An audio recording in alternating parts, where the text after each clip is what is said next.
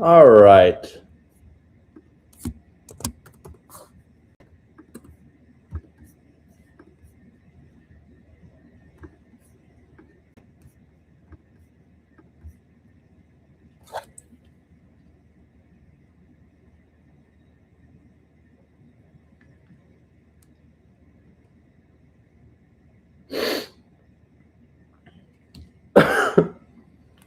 Okay. I've got all kinds of people to bring up here. We have GB13. He's not quite here yet. Oh, maybe he is. Who knows? Richard, do you hear me? Yes, I can. We can't hear you, man. Wait, I will end the stream and just redo it, okay? Yeah, we can do that.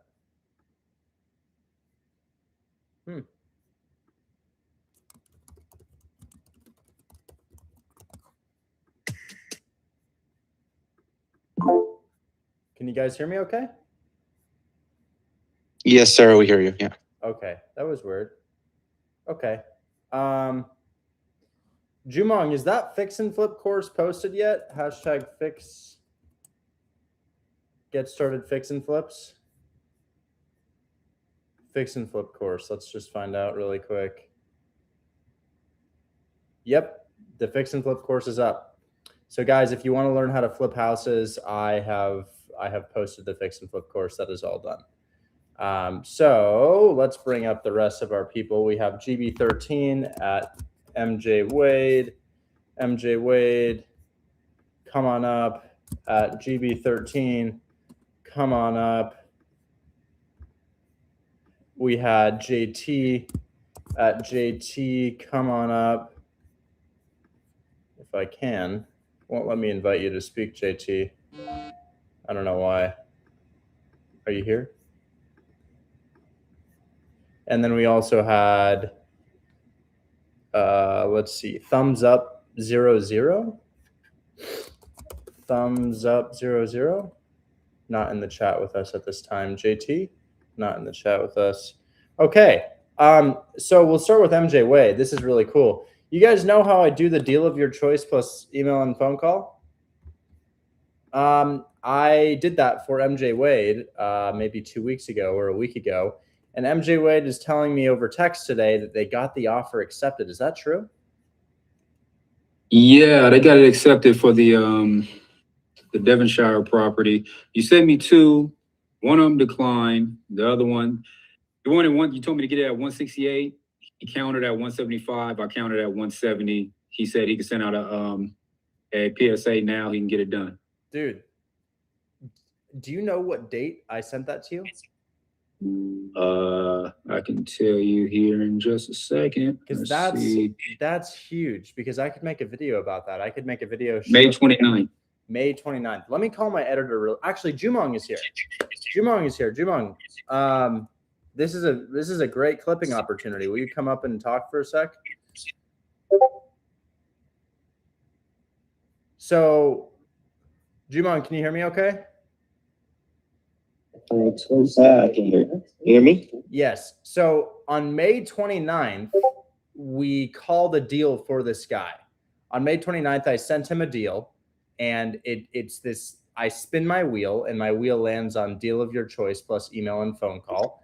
And I essentially find two opportunities for him, and I call one of the opportunities, and I send him the other one, and one of the two ends up saying yes. So I effectively found him a deal, told him what to offer, helped him with the offer, and then they ended up saying yes to that offer, which is really, really cool. So you can clip the May 29th stream, and then you can clip this stream, and then I'm going to go through the deal right now just to confirm that it's actually a deal.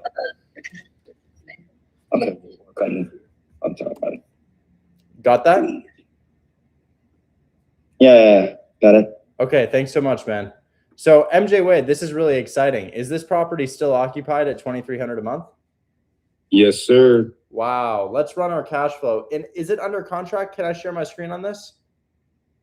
It's not. I just got off the line with him. He said he can send the offer. I just wanted to confirm with you that I can have him send it under Richard Taylor or Brandon Taylor. I would use this LLC, GT Properties Group.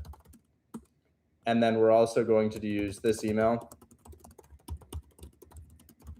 And then we're also going to use this signing information. This is my signee. So that's the signee for that company. Okay.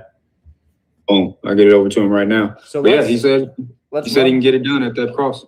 Let's run our cash on cash return for $5,000. So guys, the house is listed for 200. I told him that his offer should be 168. He gets it under contract for 170 after some negotiation. We don't always get exactly what we want. Now, if he has it at 170, I'm going to run an assignment fee at $175,000 for a 5K assignment fee. Now, how many conversations have you had to have with the agent? One. One conversation. I called him. He didn't even pick up. He just said, text me. I text him. I sent the POF and all that good stuff. And that's when we start the negotiation. So I don't know, maybe 15 minutes of text back and forth. Yeah, and you'll make $3,000. I mean, we do a 60-40 split. He's going to keep the majority. But if we can sell it for 5K, you'll make $3,000. So guys, a lot of people would be curious about how I price these deals. This is how I price a deal. So I price a deal based on the buyer's price, not our price. And for this one, I'm going to start at 175,000. However, I don't know if that will work. We're going to have to find out. Maybe it's 172. Maybe it's 178. So that starts with putting in our 20% down payment on the purchase price. It's not that we're putting down 20%, guys. It's that our buyers put down 20%. And 20% of 175 is probably $35,000. Yeah, $35,000. The interest rate that they're going to get will be 7%, and their taxes and insurance might be as high as $300 per month. So they would have a total monthly payment of $1,231. Now they're occupied for $2,300. I'm going to take 15% off the top of the $2,300 for expenses. Normally, I would use 20% off the top. However, part of that 20% includes vacancy. In fact, the biggest part is vacancy. So I'm only going to do 15 off the top this time. And then I'm going to subtract our $1,231 payment, which is an exaggeration. It's probably not that high. And this is how much we make per month. Per year, we are going to make $8,688. And the total cost of buying this will be $35 plus our down payment plus the closing cost of $10K, so $45K. So our cash on cash return at $175,000 is 19.3. So let's run that one more time here. This time I want to be a little bit more specific on taxes and insurance just in case, because I can see that we're cutting it close. So I'd like to plug it into PropStream. I just linked PropStream in a free trial in the chat if any of you guys want to use PropStream. Right there. Oh, there's JT. Hey, JT. I'm plugging it into PropStream, and I'm trying to find the true taxes and insurance because I know it'll be close. So true taxes and insurance, oh my gosh. Unfortunately, kind of high. $4,076. So 4,076 divided by 12. Ooh. I'll send it to them at 173 because our taxes are higher than we anticipated. I think we can still sell it. I think we could still get it done at 173,000, but we're going to shoot for a 3K finder's fee on this thing. It would be better at 168. I see kind of why I was there, but this will work. I think this will work. I think it's close enough. The occupancy helps. The condition helps. We'll see if we can make it happen. Cool. Okay. And then Giacomo. Hopefully I'm saying that right. If you wouldn't mind DMing that to me here, I can check it out. If you're okay with that, I'll check it out. Anyways, MJ Wade, lock that up. Let me know when they send it to me, okay? Yes, sir. I'll text you. Thank you. All right, talk soon. So that's a go. Maybe we can get a couple thousand off of that. I think 168 is a better price to be at, but we can shoot our shot at 170. I think it's probably worth it. So we'll turn that yellow, indicating that that's happening. And next is Yusuf. Yusuf, you have a deal that I want to buy. Yes, sir. I want to buy that thing, and we're gonna have Chris send his contractor there. Chris lost a fix and flip. One of his flips fell through, and I was like, wait a second, you and I can just flip this property together that Yusuf found. So we want to take title on that. We're gonna offer you $3,000 as an assignment fee on that. So hopefully that's acceptable here. Yes, sir. It is. I just want you to call the agent. I don't know if he actually signed the contract yet or not. Okay. You told me to use your personal email, so most likely it will be in your inbox there. I'll check that.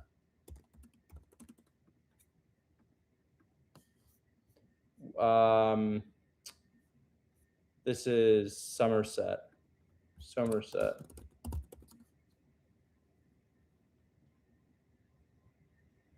That's not it. She didn't send it? Well, maybe she did, but I don't see one with the address. Maybe if you gave me her name, I could search the name. Yeah, I just sent you her number. Her name is that. What's her name? Oh, no, wait. Talia, I guess. Talia, yeah. Talia. Thalia. Yeah, I'm not seeing that in my inbox. I would reach out and see if maybe she didn't send it. That's why I want you to call her if you don't mind. Sure. Yeah, I sent you her number.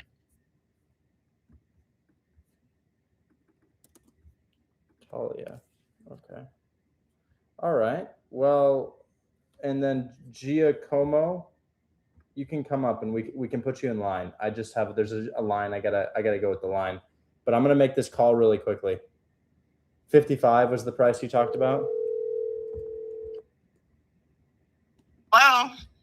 Hi there, Talia. My name is Richard Taylor. You were speaking to my acquisitions manager regarding the property on Somerset. No. Are you sure it's not Green Lawn? Let me check. 12699 Green Lawn. Because unfortunately, Somerset is pending. So yes, I think. Well, I will reach back out to my acquisitions manager. He had discussed a 55K offer with you. I don't know if that's the one. No, that's for Green Lawn for sure. Yeah. 12699 Green Lawn. We'll talk in a sec. Just a moment. Hold on. Sure. Yeah, probably my least favorite thing to have happen. She's tripping.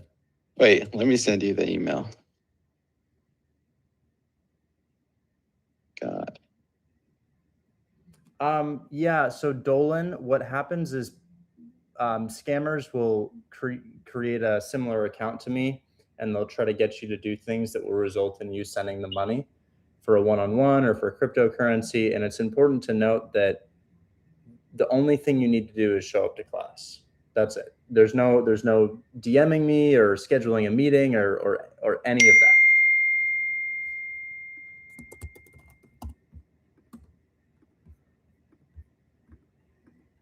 Thumbs up 00. It's not letting me invite you up. Maybe somebody else can. There it is. Now it's working. Yeah, just be careful with that stuff, man. I wish there weren't any people trying to use my likeness to scam. So Yusuf, what do you think happened? What's going on? I don't know. I guess she's tripping because when I send emails, I say offer to purchase the address, which is Somerset property. I will just send you a screenshot with it right now. Just give me a moment. But I thought you said you were under contract on it, like signed. Oh no, I can't sign with her because we already have a deal fell through. I told you yesterday about the deal, and you told me you can sign it. So I told her to send you the contract, and that's it. But I just want to make sure. I will send you the screenshot right now. Yeah, I'm not gonna lie, man. I don't think it's available. Sounds like somebody else is under contract. Is it under contract? And she said it was pending, which means under contract. oh me a sec. Yeah. Okay. Well, there goes my deal. We will remove that, and I'll make a call on an additional one because I did have one that I wanted to make happen, but not really sure.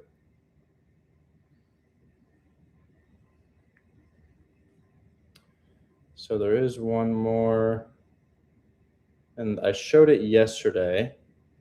It's Lake Point Street. Now, the agent's least favorite thing to do is pick up the phone. So we'll see if we can get a hold of them, but I know it is a lot to ask.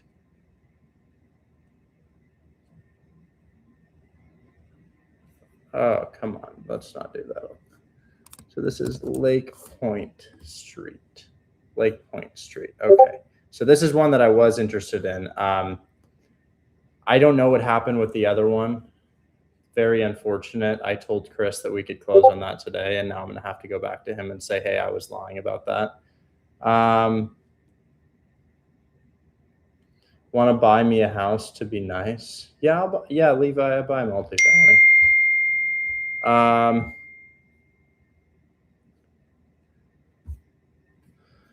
Yeah, I don't know what to do about that, but I'm gonna call this agent here, see if I can line up another one.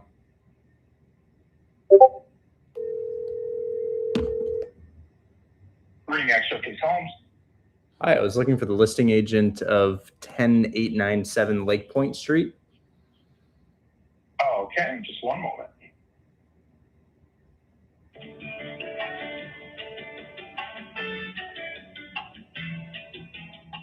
RE/MAX Showcase Homes have been consistent.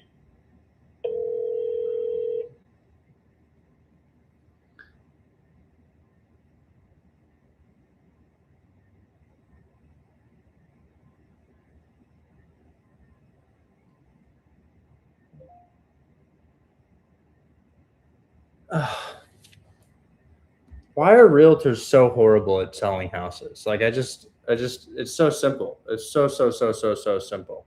You could just put your phone number on the listing and we could just have a conversation. Okay. Well, I'm going to call them back. No, I'm not going to call them back. That doesn't do anything. I'm going to see if I can find the realtor's name here. Maybe I texted him. Let's find out. Lake Point.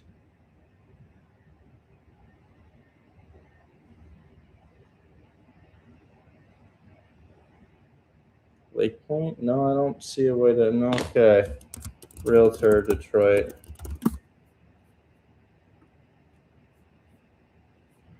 There's his phone number. Will he pick up? Probably not.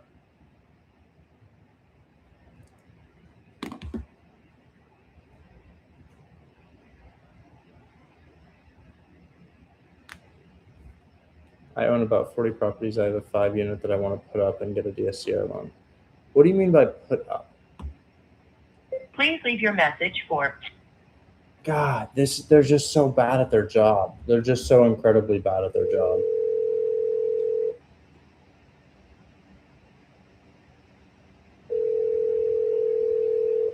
We just signed for you if you're under 18, man.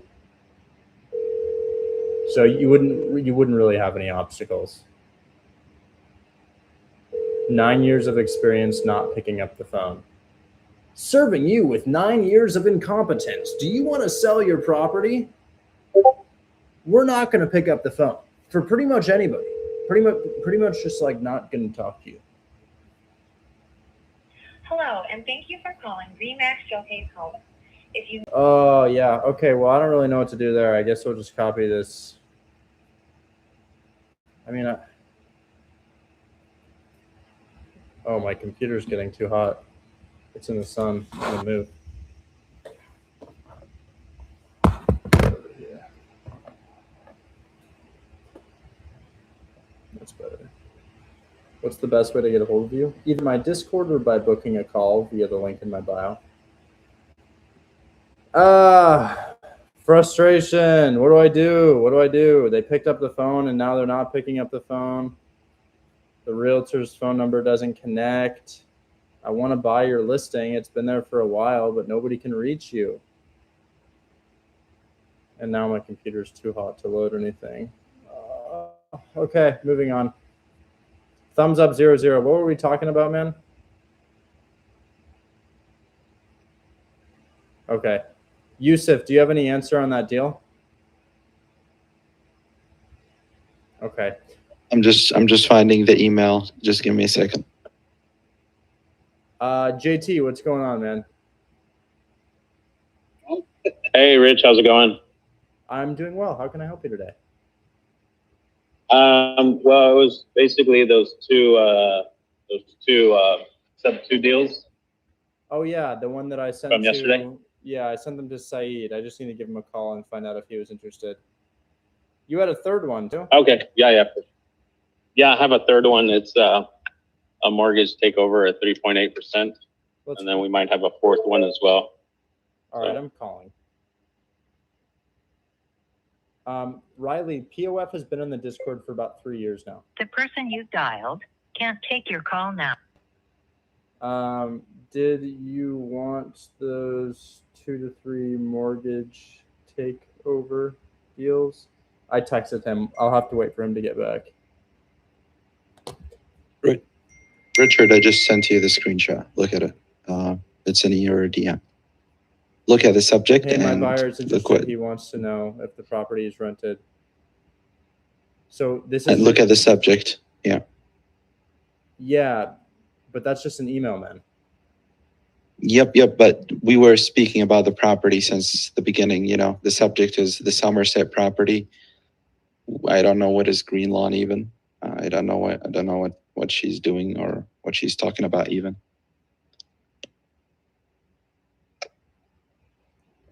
Okay, can you? We were from the beginning talking about the property. So Can you call her back because it just it doesn't seem to be available. gotcha. I will. Yeah, just give her a call back and let me know what happens. Okay. Okay. All right. Guys, I'll try to get to you with questions. But as you can see, there's like 20 people in line right now.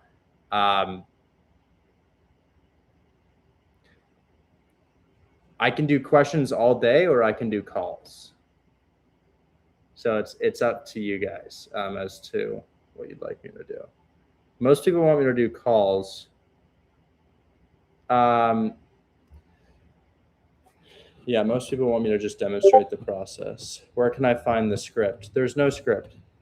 Scripts are bad sales. We need you to figure out how to communicate to people by watching me do it. That's why people like calls.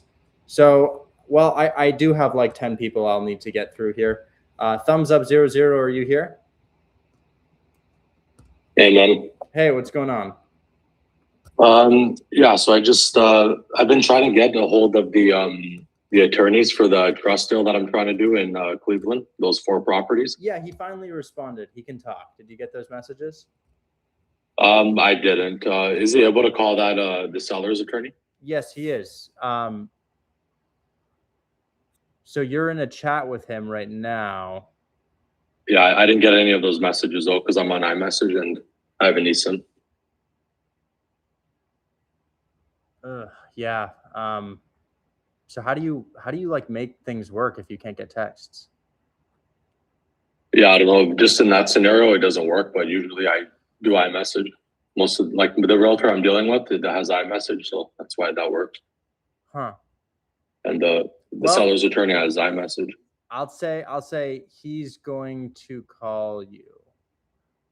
You have Jeff's phone number and he's responding and trying to communicate with you. But if you can't get text messages, I don't really have a better solution for that, unfortunately. So he wants. Okay, I'll tell. He wants to talk. I can tell. Yeah, I can tell the agent that Jeff can call. Yeah, you should get in contact with Jeff though, because he says, "Hey, I can call. I'm ready to talk," but I tagged you and it apparently didn't go through. Yeah, I'll send his number to the agent so then we can hash it out. I would, if I were you, I would try to call Jeff. You have his phone number, and I would see if he can hop on a call. Okay, so he's available right now, right? He says, "I can do this when. Give me some time tomorrow." So he says anytime tomorrow works. So I would call him and schedule a time for tomorrow. Okay, awesome. And is there any updates on the Ellery Street and Sturdivant deal? Are those the ones at 260 and 295? Yep. I've sent it to them now twice and I'm not getting a response, which means they're not interested. As I've said for some time, multifamily is above a certain price point. I can't really sell unless they're on creative finance terms. All right. Thank you. So guys, you could get a 600K multifamily for 400K and it still wouldn't sell. I don't know why. I couldn't tell you why. You still get the same return, but they don't buy them. That's just my experience. However, if you get a multifamily on creative finance terms, that's no problem. We have a $1.3 million deal in closing right now, a seller finance deal. It's no problem if it's on creative finance terms, but if you're doing cash offers, the houses should be 200K and below. No interest in seller finance occupied duplex in Detroit. That's amazing, Sean 91. That's really, really good. I mean, I would just submit it to my team unless you want me to say this looks good. Anyways, GB13, you've got those duplexes, right? Or you've got the single family and duplexes on mortgage takeover contracts. Yep, 7 and 4. Yeah, Kai, I'll check out your fix and flips. 7 and 4. Okay, so I'll call and ask about that. How much time do we have left on that? They signed them on the 30th, so I had a 10-day inspection, but we have till the 29th to close. What about inspection? When is EMD due? 10 days, but I have wiggle room, I think, with the agent. Okay, I'll call.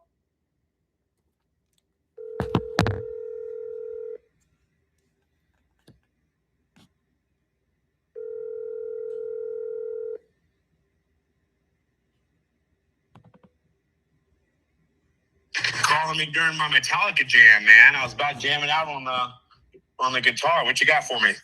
I've got those 7 duplexes on mortgage takeover terms.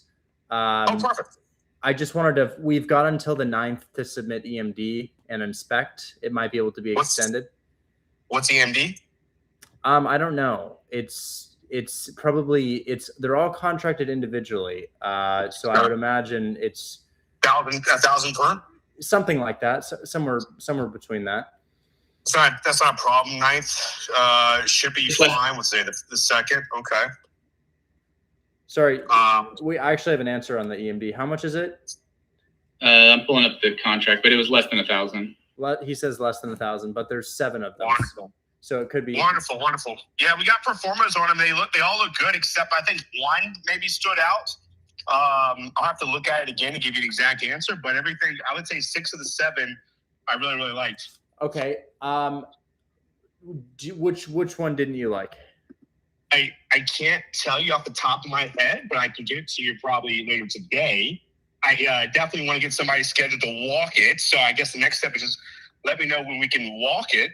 But we already have buyers lined up for this type of deal. I put some feelers out there. Everybody's interested. We just need to make sure that the deals don't have holes in the floor like the last house we just walked. I think some of these are going to have issues. Okay. Do we anticipate what kind of issues are they? Well, yes, the agent will say this. The conversation goes, hey, so in our experience, these houses are rarely turnkey. Oh, no. Fully turnkey, every property.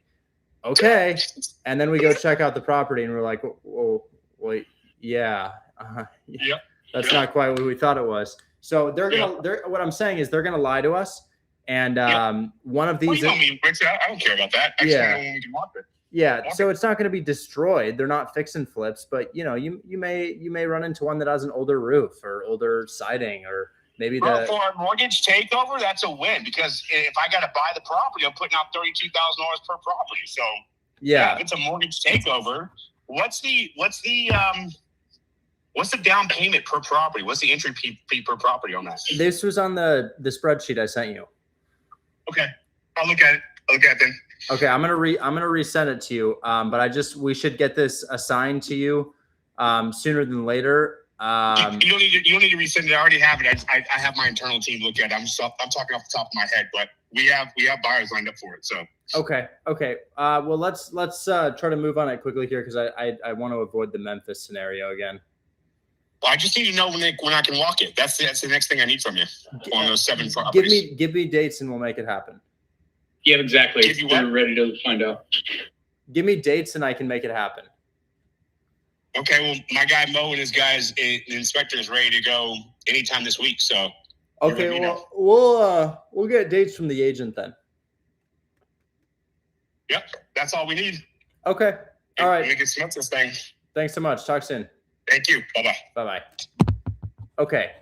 I guess just get dates for us to walk them. Yeah, I got you. Yeah. They've been asking all day today, when can someone come walk them? So so let's try for, I mean, are they occupied or are they vacant or both? Both. I'd hate to put out a time. Can they set times for them? Yeah, I can set time. So none of the duplexes are fully vacant, just some are partially. Okay. But I'll work on. I'll try to get them all scheduled this week, and then I'll let you know. I can text you too. And then there's the 4 single families as well. Yeah. I'll have to call the other buyer about that. I'll give him one more call here and see if he can pick up.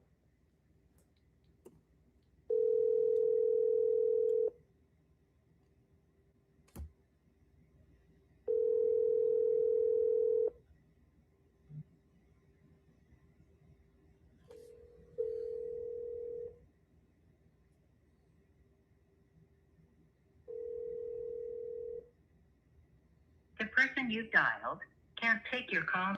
They're not picking up my call for whatever reason.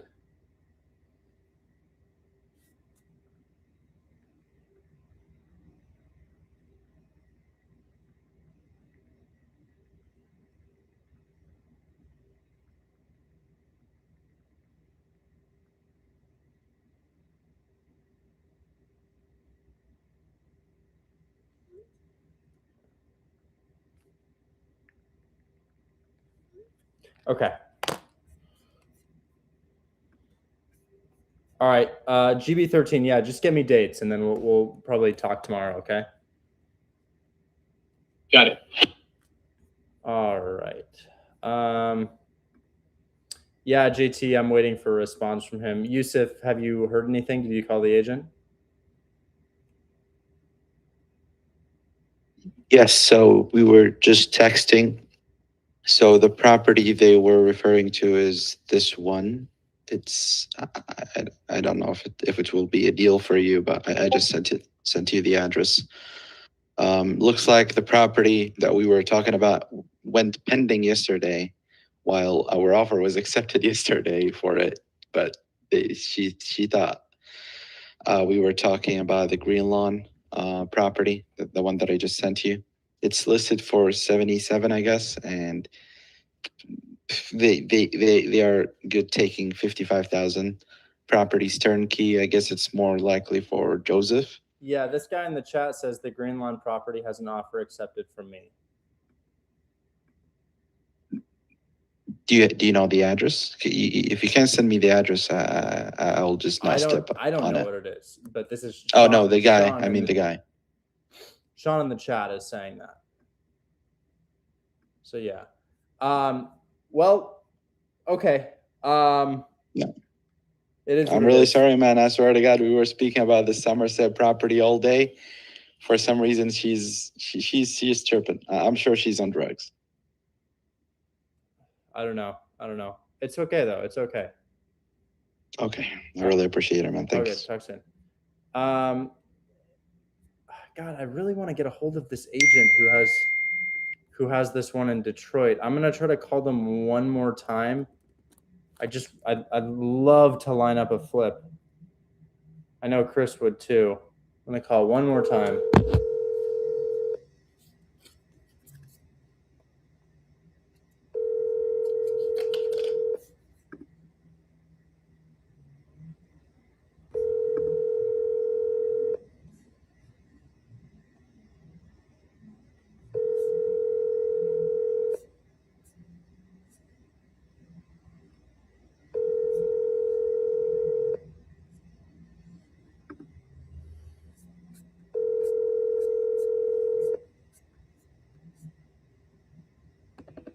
Hello, and thank you for calling Remax Showcase Homes. If you know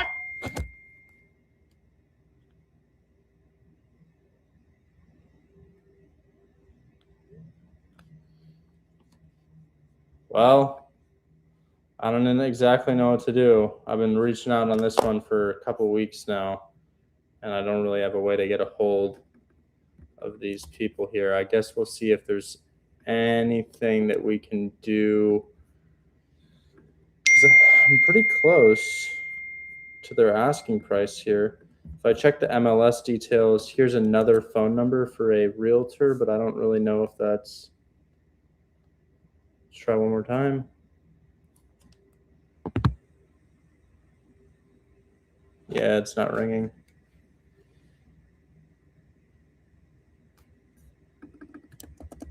Well, please leave your message for 78. I guess when in doubt, send an email.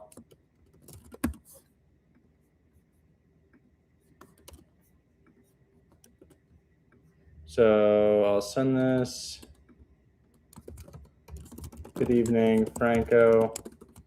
I'd like to present an offer for your listing on Lake Point Street in Detroit at $55,000.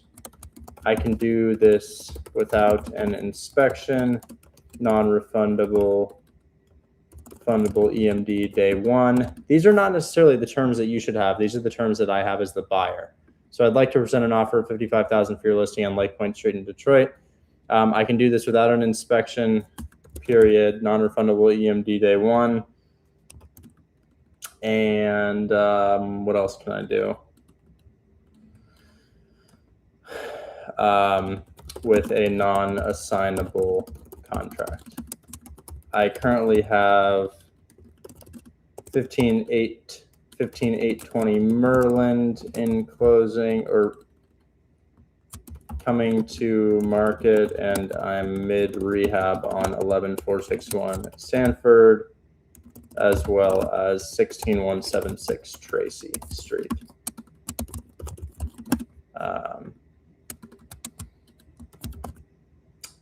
I can close in likely 20 to 25 days, and I will be using a hard money lender.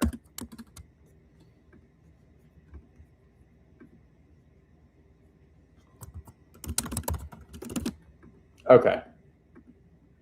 So we'll send him that. I'll also get him proof of funds. Looks like I'm not sharing my screen. Sorry about that. Hold on. I'm just writing an email, guys. Nothing too interesting happening here.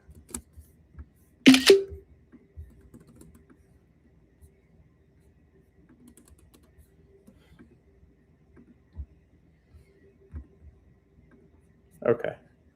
So I sent that email.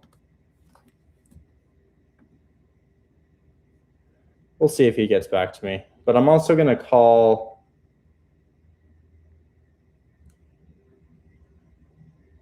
my realtor and see if we can get into the property without talking to the agent, which I think we can.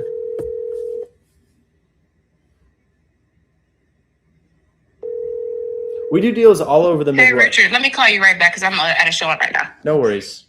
All right, thanks. I guess I'll talk to her in a sec. So is there MLS access for... So sometimes a realtor can get you into a property if they're a buyer's agent without actually talking to the agent. So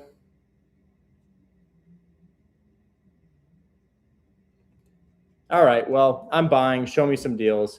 Kai, what's going on? You've got some fix and flips for me?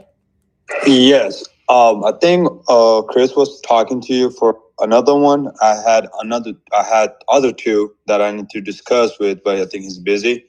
I got two properties here. I'm gonna send it to you in the message here. It's not under contract, just no. Send it to you. It's on your Discord now. No worries. And then if you're on the stage, Sora and Giacomo and Mike, get your addresses ready so we can check those out. Yeah. Hey, can you hear me now, Rich? Yeah, I'm talking to Kai right now. Just make sure you get your property address ready. Yeah, my bad. So I offered them originally for Robbins 48 and then Greensboro 50. They counter me back and forth. They're asking for 68,000. It's the same owner. They're asking 68 for each property, but I'm thinking we can get it for like 60K for each. Okay. So Greensboro, definitely a flip. Okay. Are people renovating houses around here? Uh-huh. I sent you the comps as well. They are like less than 0.5 miles away. All right. Let's see what I can find. All right.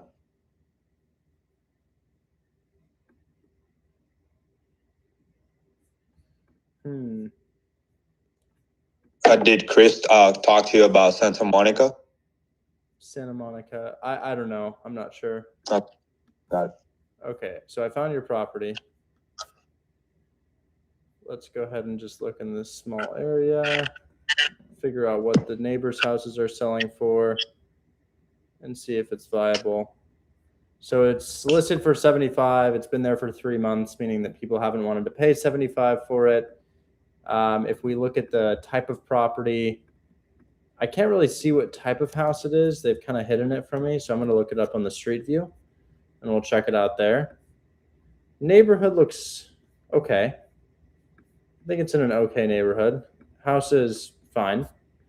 It's an okay house.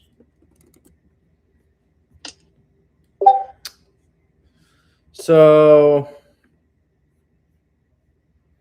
we're a 3-1 with 1,000 square feet. So we want to find another 3-1, 1-story with 1,000 square feet. Because I don't think there's an upstairs to this property. Looks like the ARV could be. Well, it's hard. We don't really have anything that's like you. Here's one. This one sold for 121. 3-1, 1,100 square foot from 1938. So if it's gonna sell for 121 and I've got to use a realtor to sell it, these other houses are bungalows. So you're not a bungalow. You don't have an upstairs. There's no upstairs to your property, or maybe there is an upstairs. Let me see. Is there an upstairs? Is it for Robinson? Oh, it looks like there is an upstairs. There's a small, For Robinson? Yeah. Yeah, there is an upstairs. No, this is Greensboro. So 1,000 square feet. Not too many with 1,000 square feet. Hard to say what it would sell for. Maybe 130. But also maybe not. Here's a 3-2 with 1,800 square feet for 138. That 2-1 went for 115. So yeah, I feel like your ARV is between 120 and 130. What do you think you could get Greensboro for? Oh, they're asking for 68 for each. I went back and forth. I 1,000 or for 1,000. She came back saying that the offers are too low. She offers 70, and then for Greensboro and Robinson 65. And then I countered again, basically saying the ARVs are pretty low. So I said 58, 52, and then she came back saying 68 for each property because it's the same owner. Yeah, It's the same owner. I mean, at 68, man, I'm in it for 78 with closing costs, right? So we'll call it 78,000, and then let's just say I get you even a 3K fee. I'm in it for 81.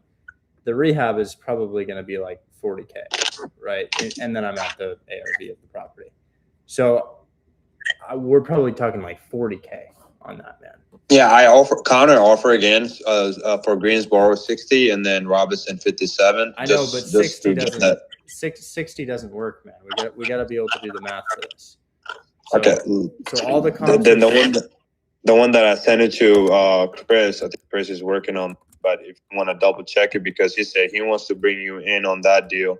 I think he didn't have time to tell you. But if you want to run this one, I mean, I got the comps. The comps are for the Greensboro and Robinson. They are going for 195. I mean, depending on the comps are they're not going for 195, dude. For there's 15350 Texas. Dude, 0.5 miles away. The highest sale in the area on a property that's way bigger with more bedrooms and a 2-story is 160. And then if we scroll down to properties that look like yours, they're like 120 to 130. But remember, these are over 200 square feet more than you. So, I mean, these are your comps right here for this property. You're not a 2-story like this, right? So it's properties like this that you're comping with, and those are between 120 and 130, but they're between 120 and 130 with 200 more square feet than you as well. So yeah, well, the Robinson was 1,250 square feet. The one that I was saying, 15350 Texas, is like 1,000 square feet with 3 baths. This one is 3 bed, 2 bath, and that one is 3 bed and 3 baths and 1,400 square feet. So just a little bit 200 square feet off and a bathroom. I mean, I try to find a comps as close to as this property, so maybe I need to find exactly them. Is it this one right here, Robson? Yeah, Robinson. Robson, okay. 14811 Robinson. That's the property that no, the one that I just said basically. Yeah, 15350 SUSSEX Street, Detroit, Michigan. It was 3 bed, 3 bath. It's not even that bungalow. It's 1,400 square feet. It was sold for 195 on 12/10/25. Yeah, Chris showed me this one the other day. I'll look into this one. So this guy. Which one? For the Santa Rosa? Damn, these are so hard to find, man. Yeah, I've already looked at that one. I determined it wasn't for me to pull the trigger on. I don't know why. Oh, the Santa Rosa? No, I'm talking about Robson. Oh, okay. Yeah, I don't know where that house is, unfortunately. Oh, there it is. Okay. Okay, so looking in this area, what can you get Robson for? Robinson. She wants 68. She wants what? 68 for each property, but I offered 50 for original price offer, and then counter back, and it was too low, and then I just offered her 50 again, 58, and she wants 68 for each property because it's the same owner. Greensboro and Robinson is the same owner. The owner wants 68 for each, but I'm just trying to see if we can, come to a price where basically we can offer them maybe 60 or 58, 57, something like that. So I offered her 57 for Robinson and Greensboro 60K after she in it. The ARVs are like 120 to 125. So, 68 doesn't work, 60 doesn't work. It's got to be lower than that. I mean, we have to be able to do the fees for these, dude. So, say you buy this thing at 68, you've got 10,000 in closing and holding costs, and then you're probably looking at at least a 35K rehab. Now you're in it for 113. And if you look at the comps around here, I mean, they're going for like 125. So I gotta take this. My realtor's calling me back. Just a sec. Hey, how you doing? I'm good. How are you? Doing really well. I was curious if you could tell me if a house has MLS access. I'm having a real hard time getting a hold of the agent. Oh, perfect. So you and Chris could just go walk that thing? Yeah, I just have to schedule an appointment. It doesn't look like there's anything available today, and obviously for Chris's schedule, but yeah, we could. Okay. Do you think tomorrow is viable? Let me text him. I don't know, but if you want to see it, let me text him, and then we'll figure out a time. Okay. Yeah. I'm super interested in this one. So I will. Yeah, I'll go ahead and put you guys in group chat and see if we can make it happen tomorrow. Okay, perfect. And can you send me the money from the last one? Oh, I know you just probably got busy. yeah. That's Sorry the, about the that. duplex that you had trouble getting in touch with that agent. Yeah, I'll Apple Pay you right now. Okay, thanks so much. All right, talk soon. Bye bye. All right. Yep. Bye bye.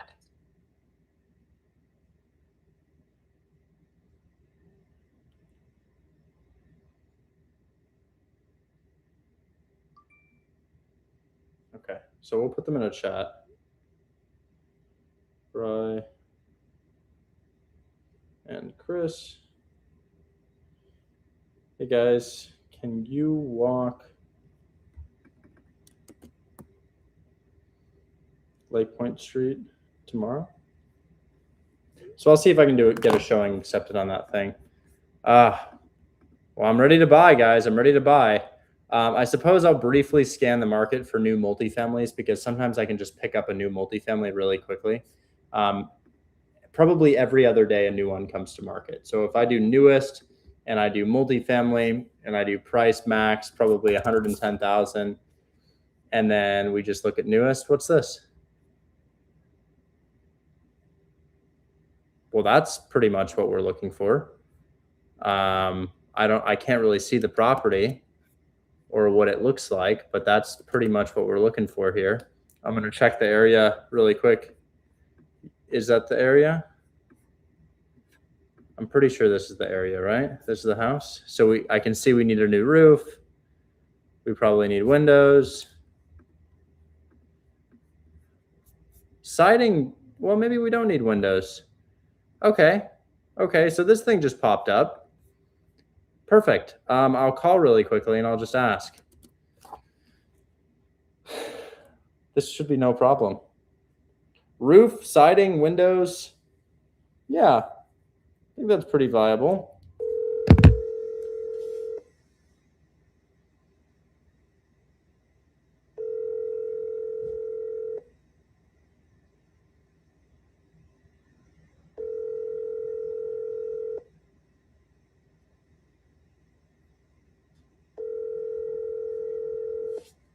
They posted it 3 hours ago and we still can't get them to pick up. 3 hours ago they posted that and they won't even pick up the phone.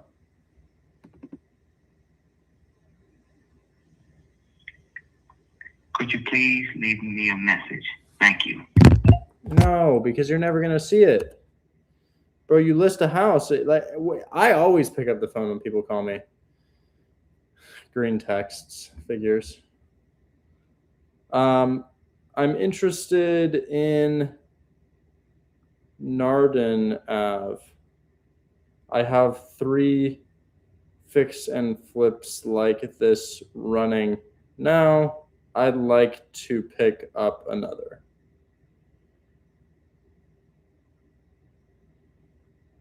Can I get my contractor in tomorrow? Question mark. And then we will put this in the call sheet because that is interesting to me. That's the type of deal I'd want to make an offer on.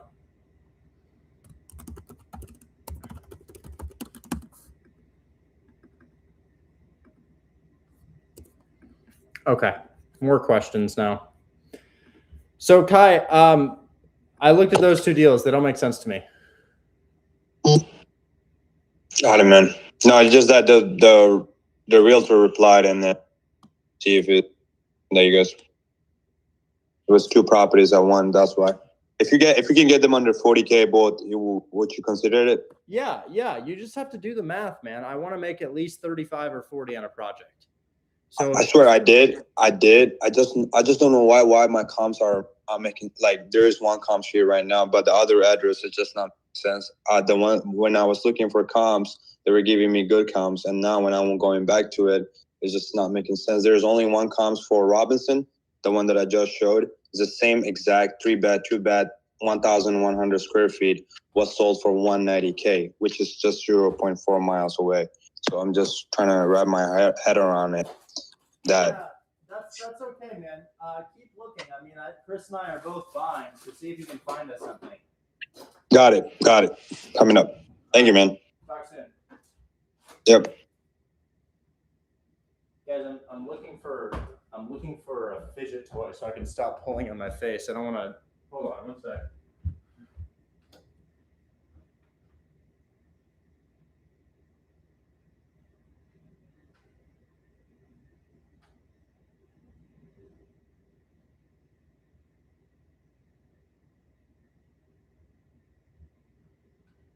Damn, no fidget toy? I thought I had one. Unfortunate. Okay. I'll just have to use mental strength. Okay.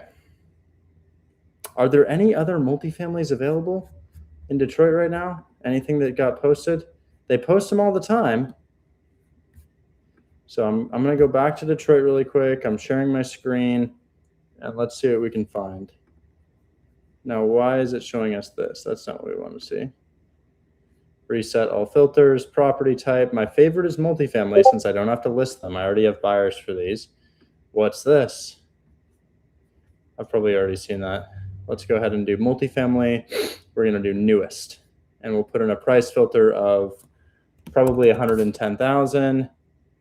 And let's see. Okay, so this is interesting. Foreclosure. It needs a lot. Yeah, that's a lot, guys. I'd want that pretty low. I've wanted this one for a while now, but can you guess the scenario? Can you guess what's going on? Ah, yes, that's right. The agent won't pick up the phone. Yeah, yes, that's right. I'll lose my mind. Narden Ave. Let me write down Narden Ave. Save this. 11336 Narden Ave agent. And let's try another one here. Now coming up on day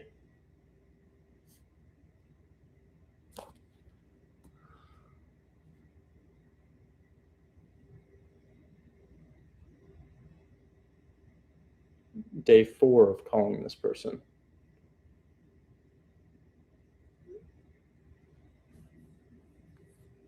Let's see if we can talk to him. Oh, that's not the number. Come on. No. Stop doing that.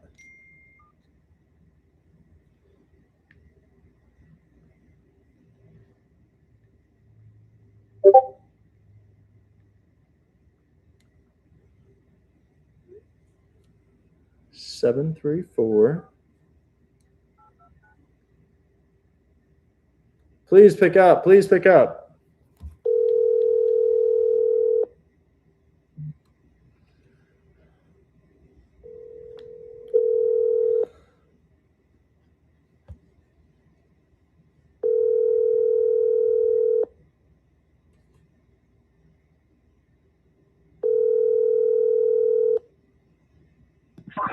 Hello, and this is Anthony.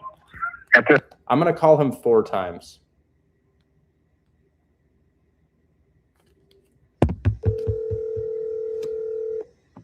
Hello, this is Anthony. Hey, Anthony. I've been reaching out about North Lawn Street. I'm trying to get my contractor in there to figure out what the rehab's looking like. Is there MLS access online, or can my contractor get a lockbox code? Yo, what's your name again? Richard Taylor. All right, Mr. Taylor. I'm trying to get in touch right now to get access to the place right now. I'm going to have to give you a call back. I'm on the line with an important phone call from the IRS. So Okay. I will give you a call back, okay? Okay. All right, thank you. Thank you. Talk soon. Bye-bye. Double dial. Sometimes you need to double dial them. Okay, we got in contact with that agent. I really like this thing. This thing looks great. Brick siding. Let's check the roof really quick. I just want to see what our roof is looking like here. Probably needs a new roof, almost always. Yeah, that's a new roof right there. So we probably need a new roof. Street looks great. No problem with the street, guys. Okay, back to more questions. Mike, what's going on, man? What's up, Rich? How's it going? I'm doing okay today. How are you doing? I'm good, brother. Thank you so much. Hey, so I confirmed the walk for 6/9. Oh, you're cutting 10 out. to 12. Sorry, say that Oh, I again. scheduled the walk for tomorrow for 2/6/9. Is that the one with 1900 in place? That's the one with 2150. Oh, right. Cool. Right. Okay, 2150 in place. Okay, perfect. That one tomorrow from 10 to 12. Yeah, if you can verify with. I did send that to Shell, and she said she had another same purchase price that Joseph. But I told her that you're awesome. Well, we should explore both, right? More the merrier. So that's good. We should explore both. Okay, so did you want to walk Joseph first and then schedule another walk with Shell? Yeah. I'm gonna do that. Yeah. So we can get both in there. You say tomorrow at what time? Between 10 to 12, please.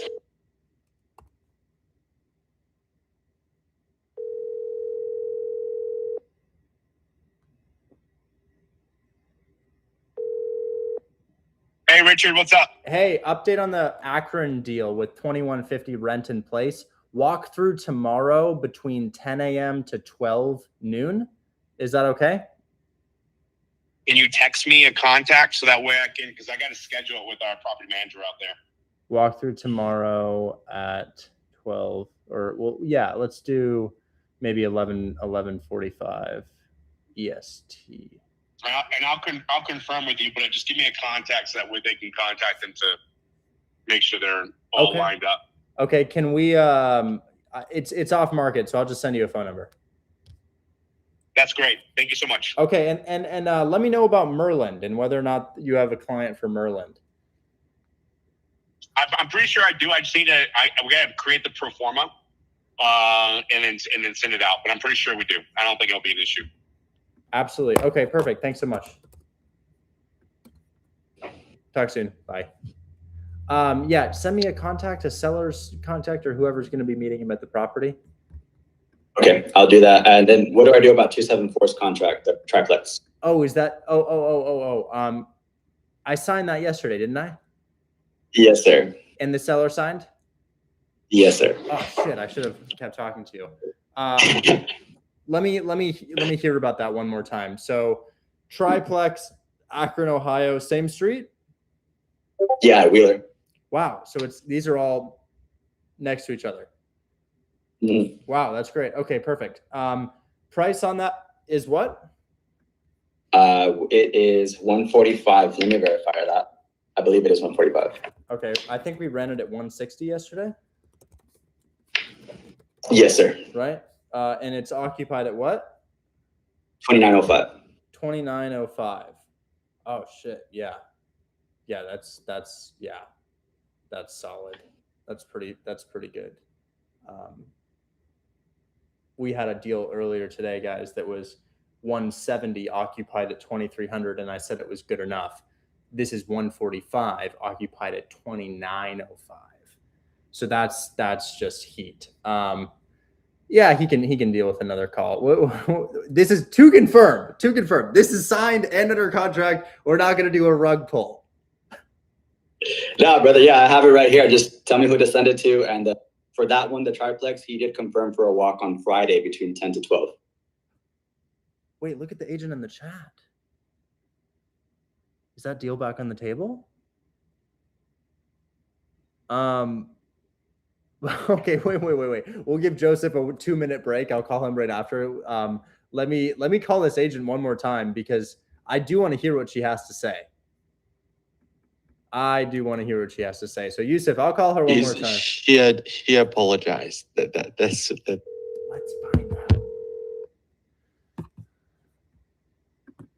Hello. Hey, Talia, I think I got things squared away with Yusuf here. We were talking about Somerset. Do you remember that one? Yes. I completely screwed up. Oh, so to confirm, under contract with a different buyer? Yes. Okay. But it's just a regular buyer. It's not like one of those, like, this is like a wholesale deal, right? No, I have 3 flips going on, and I'll do a non-assignable contract, earnest money day 1, no inspection period as well. Yeah, but you're not interested in the house that I have. Like the house that I have available. That's not the one we were discussing. So Green Lawn is the one you have available, correct? That's correct. Green Lawn. I can check it out really quickly here. Okay. Good. Oh, more of a rental, I'd say, right? Yeah. What, are you trying to do a flip on it? This wouldn't be. Yeah. It wouldn't be a flip. Yeah. Yeah, it's more of a rental. Yeah. Okay. There is a department of my company that gets these done. It's a little bit different. I'll refer you back to Yusuf on this. Would we? Hey, can I ask you a question? Yeah, go ahead. Is DSCR like cash? No, a DSCR loan is just an investment mortgage. The difference is you know, you've got the appraisal that's going to happen. It's probably going to take a month to close rather than 2 weeks. And there's a financing contingency. When you say that, meaning like they have to go through the process just like any regular buyer in terms of. It's not as strict as an FHA or conventional, but yes, they want to confirm that the roof is okay, that the foundation's not damaged, just so they know that they're not lending on a distressed asset. It's a mortgage that's qualified on the basis of the asset rather than personal credit. But like if I were to fill that out on my purchase agreement, because like what would I put? Like would I put cash with new mortgage or would I put cash sale? I would just put, I mean, I'm not a realtor, so I don't know what sort of check boxes you have, but I would say buyer is obtaining financing. Okay, so then it'd be cash with new mortgage. Okay. Yeah, if that's the right box to check. Again, I'm not much of a realtor, so I don't really know that. But yeah, it is a mortgage. Okay. All right. Well, let me let my client know that, because that's important. Yeah. Yusuf can talk to you about Green Lawn. We'll see what we can do. Okay, sounds good. Talk soon. Bye-bye. Yusuf, Green Lawn would fail inspection. That roof is cooked. It's not my deal. I don't want to step on the foot of one. It's actually Sean LeBlanc is. That's gonna fail inspection, man. That's not gonna pass inspection. And if you guys are curious what that looks like what does it look like when it's gonna fail inspection? I mean, I'll drop a picture in the chat. Oh, you guys can see. Yeah, that's a new. You need a new roof on that for sure. The interior looks like it's poorly done. So these windows, they just painted over old windows. This AC vent, I don't know what the hell is going on there. It just looks bad. It just looks bad, guys. That's not going to pass an inspection. It's just, they painted the inside of the fireplace. Look at that. They painted that's not going to be a usable fireplace now. Hopefully y'all can see why this would fail the inspection. This is what I call a handyman rehab. It's just like a guy who can do some things and he puts things together. Also, we're looking at AI in here. They've touched up the photo with AI. Can you guys see the floor and how it just doesn't look right? You guys see how it just looks strange? This most certainly has been touched up. They've edited it. Like, look at the floor. Doesn't that look odd to you? So yeah, guys, I want to make you guys aware that if a house looks like this, there's two offers you can make. You can lowball them for a fix and flip, but I don't think anybody wants to flip this property because now you're undoing poorly done work. People hate to do that. Or you could do creative finance. So if this guy had a mortgage on it, you could offer to take over the mortgage. If this guy was open to seller financing, you could do seller financing. But when I see a house like this, guys, I'm like, oh, I don't want that. I don't want that. The Section 8 department would come inspect and they'd say, fix this, fix that, fix this, fix that. And it would just be like endless fixes before we could turn that into a rental property. So that's not this is not one that our buyers are going to be picking up, guys. It would need to be cleaner than that. Yeah. Anyways. I'm really happy that she said she screwed up in the phone. So I'm really happy because I felt like I really looked bad in front of you. She accepted my offer. Don't worry about it, man. Yeah. Don't worry about it. I know that this business has a lot of moving pieces, and I'd never hold something like that against you. It's on to the next one. It's no big deal at all. Exactly. I'll see. I told her if it falls through, most likely we will get it done at 55. So I will let you know. Perfect.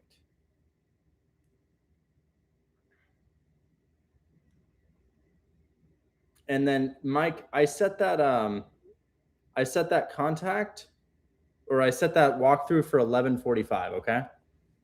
So you can tell the guy 11:45, and I'm going to confirm that with Joseph now. Sounds good, brother. I'll let the seller know 11:45. What do you want me to do about the contract of the triplex? I'm going to make that happen right now. So let's just, let me just finish running cash on cash. I think something happened mid analysis. But yeah, 850. And then this is an Akron, maybe 300 taxes and insurance, 850 plus 300. And it's fully occupied or partially occupied? Must be fully. Fully occupied. Fully, yes, sir. You say 2905? Correct. So we're going to take 15% off the top because occupied. And then we're going to subtract our inflated mortgage payment. Why do I say inflated? Taxes and insurance are probably not 300, but I like to use that just in case. minus 1150. So this is what you make per month net. Multiplied by 12, this is what you make per year net. Divided by the total cost of buying this deal is $42,000. Holy shit, dude. You realize what you've got here? There's still another one, hopefully, after all these, bro. So hopefully we can get them done. Yeah, so you just hit the jackpot. You know, it's like winning a little lottery right there. That's perfect. Okay, so that's a 37% at a 15K fee. You know, I'm tempted to charge more than 15, but at the end of the day, I want to make sure that they're getting good deals. So we'll stack 15 on that, but that's a really good fee.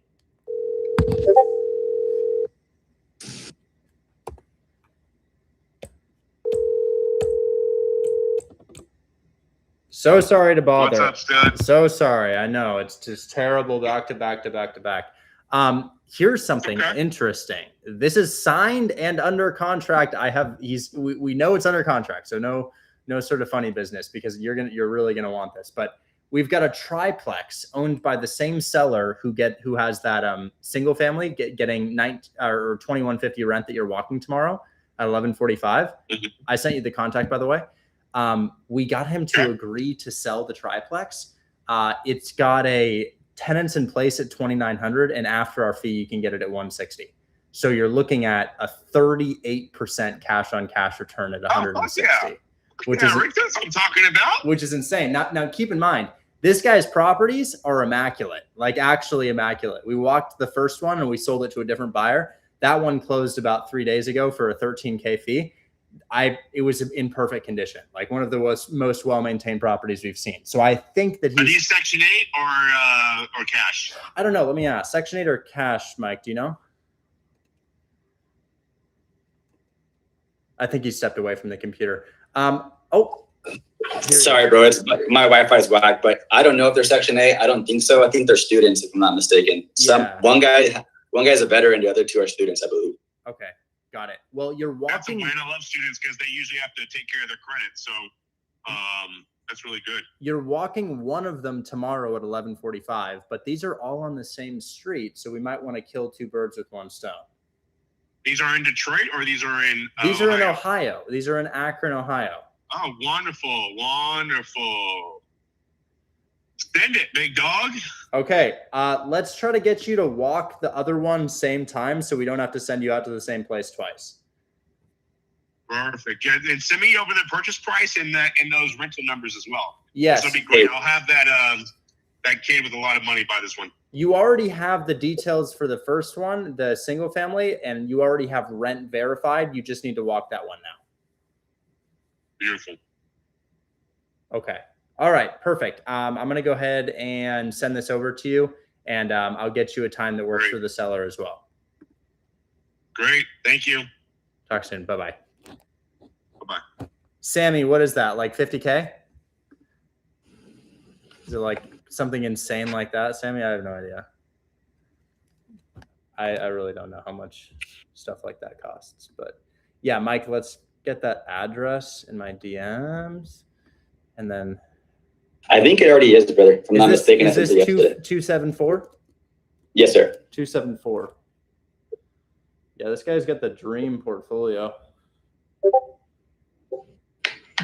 Triplex under contract and occupied at 100 or 2,905.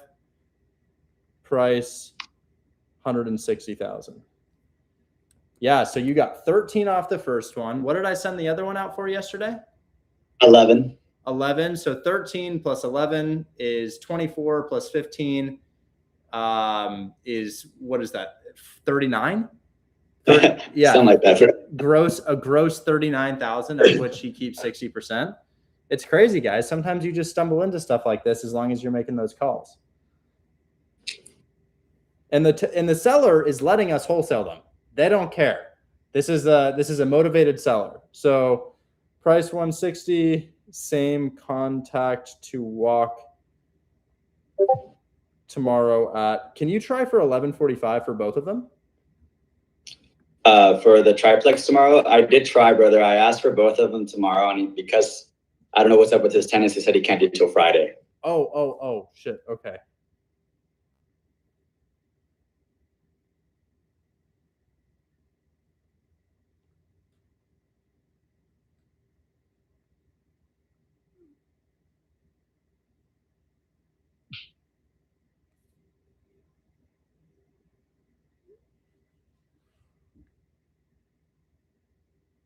Does this one look pretty clean too?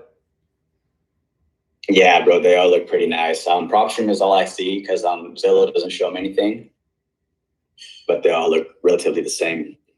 Here's the question: do you tell the seller or realtor or specify that you're wholesaling it? In some cases, yes. In other cases, no.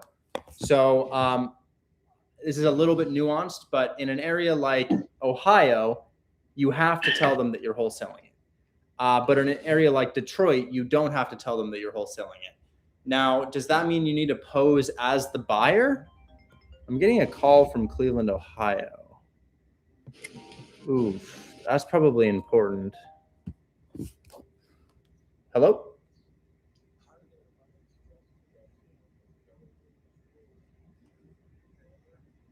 Yes, it is. Awesome, fantastic. I'm working, currently working with Anthony Dupaco. Oh, yes. Yes, you're trying to schedule a call with the guy who closes our trust deals. He sets up our trusts for us, and we've been trying to get you in contact, or I guess your attorney in contact with them. Correct. That's correct. That's me. Yeah. And I guess he's able to call, your attorney's able to call hours in the morning. Yes, you know what? I'm going to put you in a chat with him, and you guys can schedule that call for tomorrow. Okay, fantastic. In the meantime, I do, just to kind of give you a brief little heads up. So like we've obviously tried to reach, or maybe it's not obvious, but we've tried to, get this progressing for at least a week. And my clients are just kind of like spinning their wheels in the mud. And so they have actually told our attorney to tap the brakes and no longer put time and money, obviously, into this particular deal. And they've told me to relist it or re-offer it, I should say, to all the people that have shown interest in the past. So that's kind of where we're at today. So with that being said, I am the one that is going to have to go to my client and say, hey, it's time to hire the attorney again, because tomorrow we have a call with, I forget his name, Jeffrey, whoever it is, and so forth and so on. Does that make sense? Yes, that's fine. I'll put you guys in a chat, and then hopefully you guys can schedule a time to speak tomorrow. Gotcha. Is there a way that you can send me your active LLC's operating agreement? Because I know that was a major thing. Yeah, I can look for it. I don't know where it is off the top of my head. What are you guys needing it for? I can also send my portfolio and proof of funds, and you can just see that the LLC owns the properties. Okay, yeah. So if you can show us something that, because I don't know if I see you have a Portland number. Just noticed it, but is it not?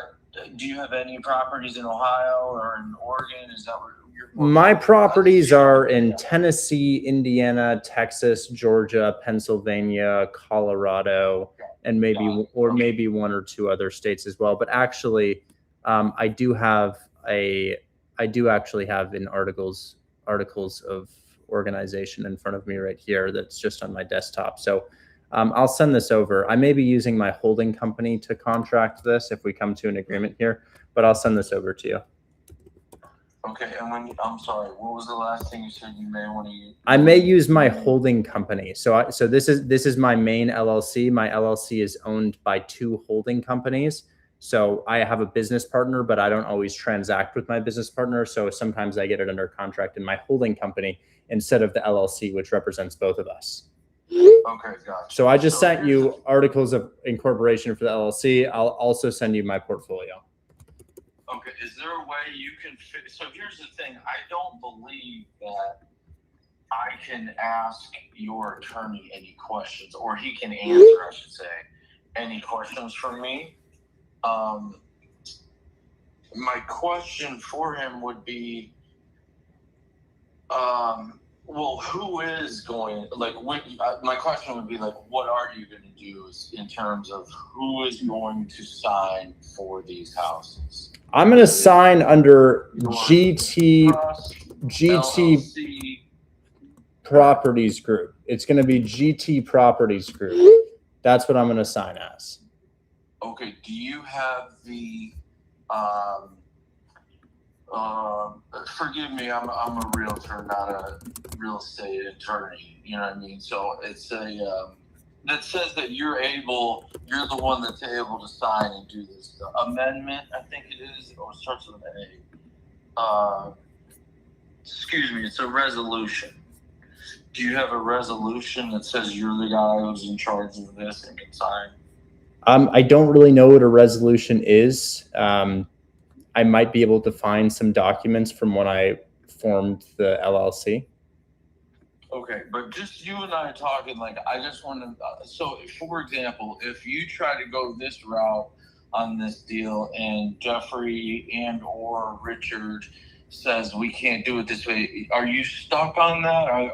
Is the deal gone, or do we have other means and paths that we can kind of negotiate? There might be more. There might be more ways that we can get it done. I haven't underwrote the deal for other exit strategies right now, but I can definitely do so if your client is just not willing to work with this sort of offer. However, I sell my properties this way, and I acquire most of my properties this way. So I would imagine that after they speak with Jeff, they should be like, oh yeah, that's pretty straightforward. Awesome. I agree with you. I certainly hope the same as you. So, cool. I'll do what I need to do on my end, and yeah, we'll just see what happens in the morning. Okay, I'm gonna put you guys in the chat, so hopefully Jeff can speak with you. Okay, fantastic. I appreciate it. All right, talk soon. Bye bye. All right. Yep. Bye bye. Okay, so we have, hey, quick question from the buyer, Mike. They say, please ask seller in Akron if they have property managers in that area. Can you ask them if they have a property manager that they could refer us to? Yes, sir. I'll send that right now. Thank you so much. And also, bro, I don't know if you told me yet, what do I do with that contract for the triplex? Just hold on to it for now. You can also send it to Dispo and we can look for an additional buyer, but I know they'll pick this up. I mean, yeah, if you want me to hold, I'll hold. No big deal.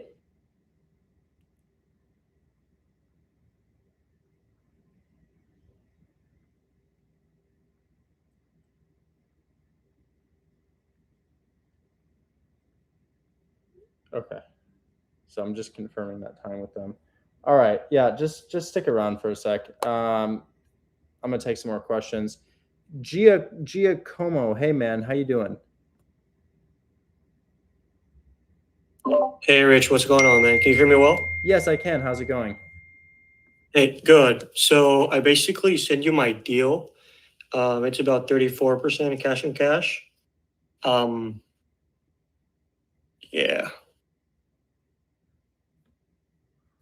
Rowan, what is that, dude? It's in St. Louis, but don't share it because it's not, the contract's not signed yet. So okay. What do you think the purpose or use of this property will be? so this is basically, so, you know, rents for $1,100 a month. And you know, I can get it for 65. Okay. I don't think this is gonna pass an inspection though. So basically I talked to the guy, to the agent, and he told me that passes, you know, Section 8 every year and has passed this year. Well, And the tenant has a buyer's inspection. So it may pass the Section 8 inspection. I mean a buyer's inspection, but can you see how it just is rough around the edges in this one photo? Yeah. So stuff like so I want to be super transparent. Half of our deals fall through due to inspection issues, meaning that students lock them up and people say just what you've been told. These are in good condition, but look at the floors here. The floors, Yeah. you know, they've glued them to the ground because they're peeling up and they've stuck some sort of like tar in between them, you know? Gotcha.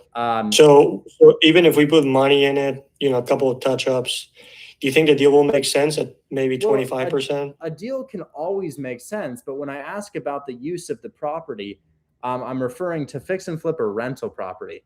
And on a property No, like this will be a rental. Yeah, this will be a rental. So I guess what I'm trying to say is if a house needs renovation, like this one needs renovation, generally speaking, our buyers back out of them. If a house is in really bad condition, that's okay. It's a fix and flip. So this is not a property that our buyers would pick up as a rental. It would need to be fixed before that. It's just, it's very, very far from turnkey for a plethora of reasons. So, and also that definitely wouldn't pass the Section 8 inspection. There's definitely, I don't know, but they have a conflict of interest. I mean, the conflict of interest is I'm going to receive money if I tell you that this is in good condition. But you can just sort of see, these are the photos that they've chosen to show us. You can imagine what they haven't chosen to show us here.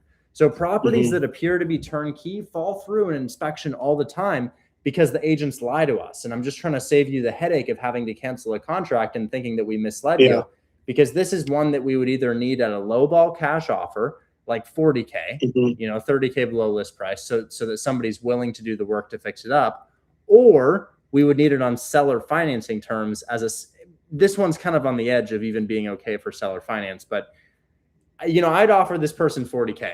I'd say, hey, I'll shoot my shot at 40K. But it's important to note that we are paid to deliver discounts. And if we stack our fee on top of the price that we've gotten and it's right next to what it's listed for, the buyers are like, why don't I just go get this myself? You know? Gotcha. Yeah. I got another one, looks better. I just sent you the address. This one is in Illinois, like a very small town. So it's close to. Can't wholesale in Illinois. Illinois has wholesale restrictions. And then the other thing is small town. Small towns, we can't do rural properties. So if I were to give you some markets that are good, Memphis is great. St. Louis is great too. St. Louis is really good. St. Louis is awesome. We love that. So, so for the one in Illinois, I was trying to buy myself. I wonder if you want to take a look at it. It's basically a turnkey, 90 grand price, and then brings in 1,400 a month. Is this North? 2 units. Is this North Lawn or something else? Or what do you mean? Northland Ave, or is this a different property? No, this one is Ashmore. I just sent you the address. Is this an apartment? Duplex, yeah.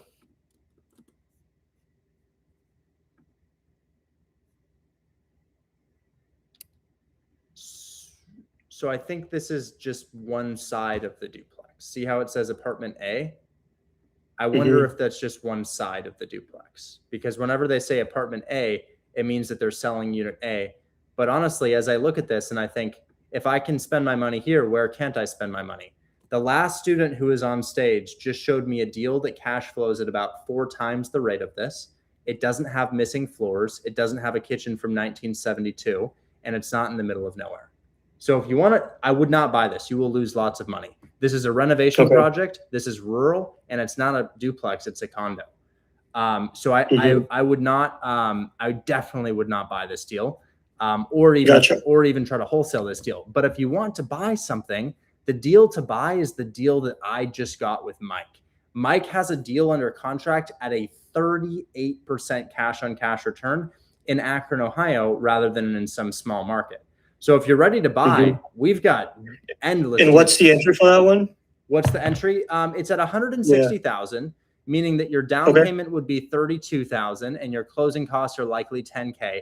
So you're probably spending 42, and I think you get something like $15,000 back on year one. If you want, I can underwrite the deal for you.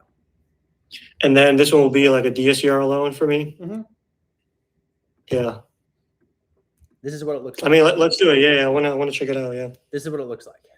160 purchase price, $32,000. And that's with your fee, right? Yes, with our fee. Okay. 32,000 is the down payment for 20%, and this will be monthly. You'll also have taxes and insurance. So at $850 of monthly payments, you're looking at $250 taxes and insurance. So you probably pay this, give or take $100. Could be $1,000, could be $1,200. You currently have tenants in place at $2,905. We like to look at this as 15% less. That accounts for management and repairs that you'll see throughout the years. You don't need to have a management company, but it's helpful to have a management company. Yeah. They might charge you about 8%. And this is 3 units, right? Yes. Mm-hmm. So it brings in, Oh, they're vacant or they're occupied at 2905. okay. So what we do is we look at 2905 as 15% less. That's your expense margin. Normally I would do 20% less, but because it's fully occupied, I do 15. The reason for that is a big portion of that expense, the 20%, is vacancy. You don't have any vacancy. That'll be your biggest expense, but you don't have vacancy. It's occupied. So you're looking at 2905 less 15%. That turns into 2469. You have a mortgage payment of 851, and your taxes and insurance will probably be close to $250 per month, but to be pessimistic, we'll say 300. So this is your net profit monthly. Yearly, you're making 15,819. If you divide this by the total cost of entry, which is this down payment of 32 plus 10 for closing costs, you're looking at a 42K entry fee. The percentage you get back of your investment on year one is 38%. 38. That it doesn't get better than this. So that is as good as it gets. So if you're wanting to buy a property, this is the property. Okay, can you send it my way? Yes. Or who I can talk to for this one? It's me and Mike. So Mike and I are the one. If you want, I can get you the loan and I can set up closing for you as well. We just had that happen for the last person, but this is an immaculately maintained property. If you have any questions, you're welcome to ask me about it. I'll let you know. Yeah. Good stuff. Yeah, thank you. So I'll send this to you right now. Yeah, there was another one I was trying to do real quick. It's on Nevada Street, Detroit. I was actually trying to wholesale this one. So like do it like a double wholesale. I had a buyer. But then he told me he was going to pick it up and then he never, called me back, whatever. So maybe I'm going to do it myself. I wonder if you want to take a look at it. Yes. It's already on the buy box. You know what I'm talking about? It's like 30 grand in. What's the address? Yeah. So 1523. Just give me 1 second. I got it. 1523 Nevada Street in Detroit. I mean, it's a very sketchy, zip code, but if it's like a quick flip. Okay. All right. So, yeah. So the numbers basically look like 30 grand for the house and then 35 for the rehab. And then ARB will be 105. So you make 30 grand on that one. Let's check really quick here. So let's reset all of my filters. Let's find the property zip code. So here's the zip code. And let's see if we can find that. This is the 45K property right here.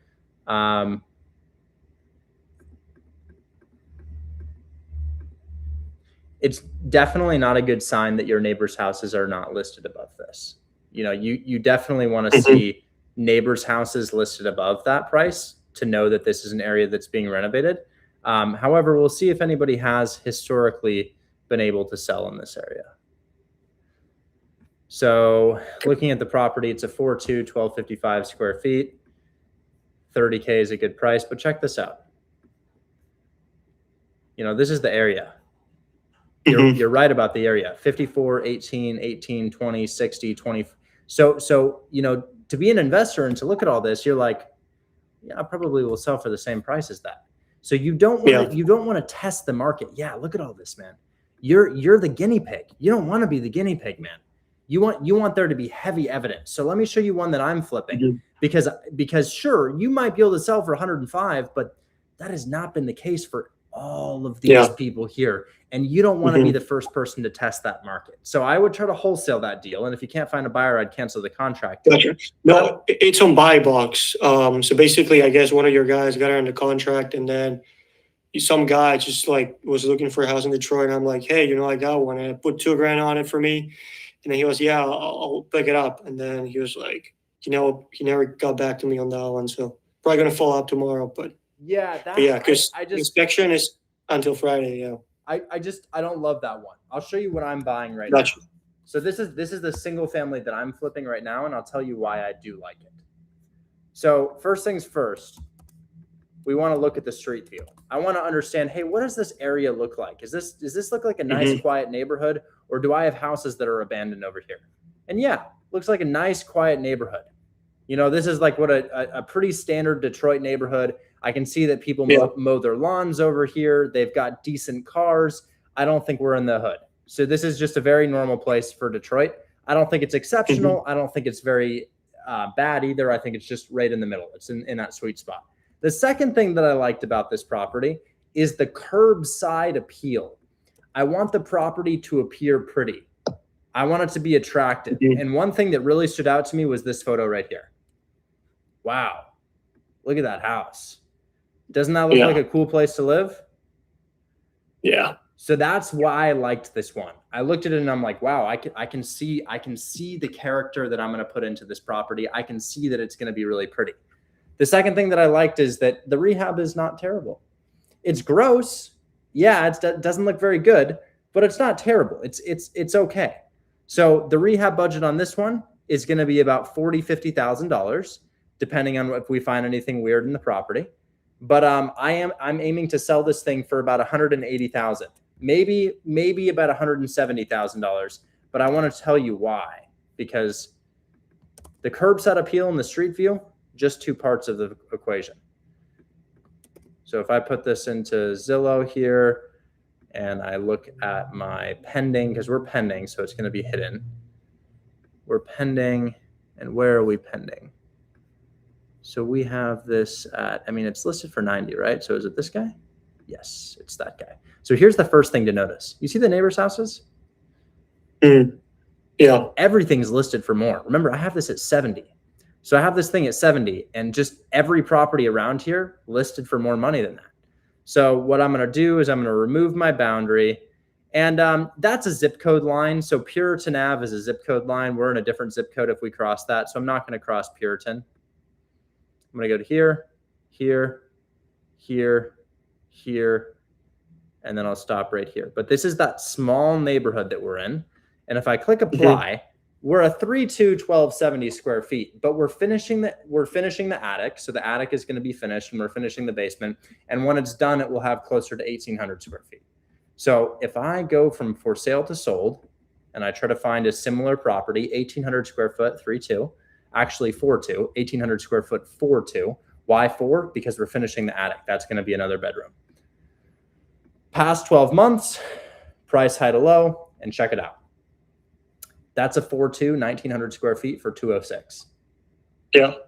That and so you got it for 70, and then how much do you put in for the rehab? I think my rehab is about 40 to 45. Okay. Sometimes they go slightly over. So yeah, I buy it for 70. I'm in it for 80 off the bat with closing costs. I put in 45. I'm in it for 122. I sell for 175. Well, let's do the math. 70, 10K holding and closing costs, 45K rehab, in it for 125. I'm going to list this for 179.9, and I really do think I'll get it. We'll say 179 is my price. The realtor will charge me 5%, and I'll walk with 170, and I'll be in the deal for 125. Yeah. So I make 45. I like to make 45. I don't think it's the craziest thing in the world, but it's enough for me. It's enough for me to do a project. And this is in like 2 months? 1 month? The rehab will probably be done by late July. Yeah, gotcha. All right, sounds good. So if you can see. Yeah. Go ahead. If you want that rental, that other one, I sent it here. Yeah, send it my way. I'll talk to my dad, and maybe we can pick that one. Yeah, that's probably one of the best I've ever seen. Okay.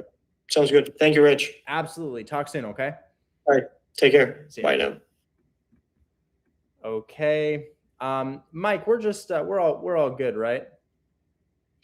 Yeah, brother. As soon as I hear back from the seller, if he knows the property management, I'll let you know. Okay, perfect. Thanks so much for your time. Appreciate it. Take care. Yes, sir. Sora, what's going on, man? What's up, man? Hey, man, I have a deal that I'm trying to find a buyer for. It's a brick vacant duplex in 48203. It's like a 33% cash-on-cash return. It's rent ready. I'm sending you everything to your DMs right now. There's a Google Drive. You can see everything. But pretty much it's listed for 150, and I got it for 130. And I'm hoping to get maybe like 6,000 or 7,000 out of this. Just wondering if you had anyone in your network that would want to pick this up. I'm looking for the Google Drive. Oh, It's in your DMs. I see it. I see it. Okay, photos. Looking at your interior, renovated kitchen, renovated.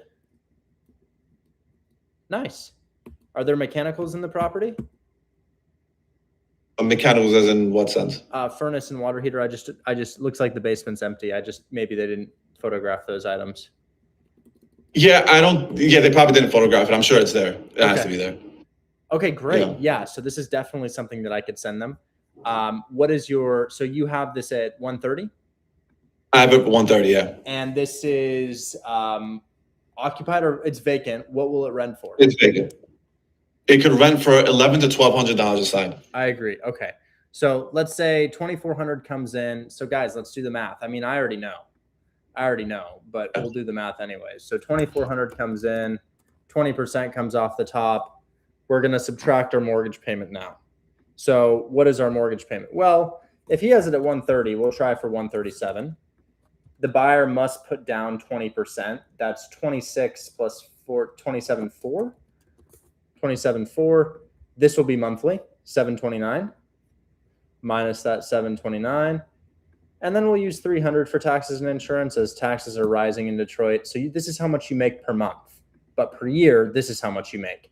And the real thing that matters here is dividing the total income per year by the total cost of buying the deal. Now the deal costs 27 down, but the title company is going to ask for 10 as well as the lender. So between title and lender, probably a 10K in closing costs. So 37.4. 37.4 puts our cash on cash return at almost 30% after we stack a fee. So the only thing that could go wrong here is your condition. I would stack a higher fee on this, but I really do think we're at the max fee because of list price. This is only 13K below list for the buyer. It cash flows well, but it's important for us not to send deals at list price to the buyer. So this is a good one. I like this. So I'll go ahead and I'll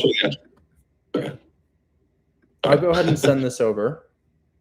Yeah. It's under. I sent it to. I forgot to tell you, man. I sent it to your team already. Mira has it. It's under contract, right? Yeah, it's under contract. I already sent it to Mira. All that stuff. Okay. Or Mira picked it up, rather.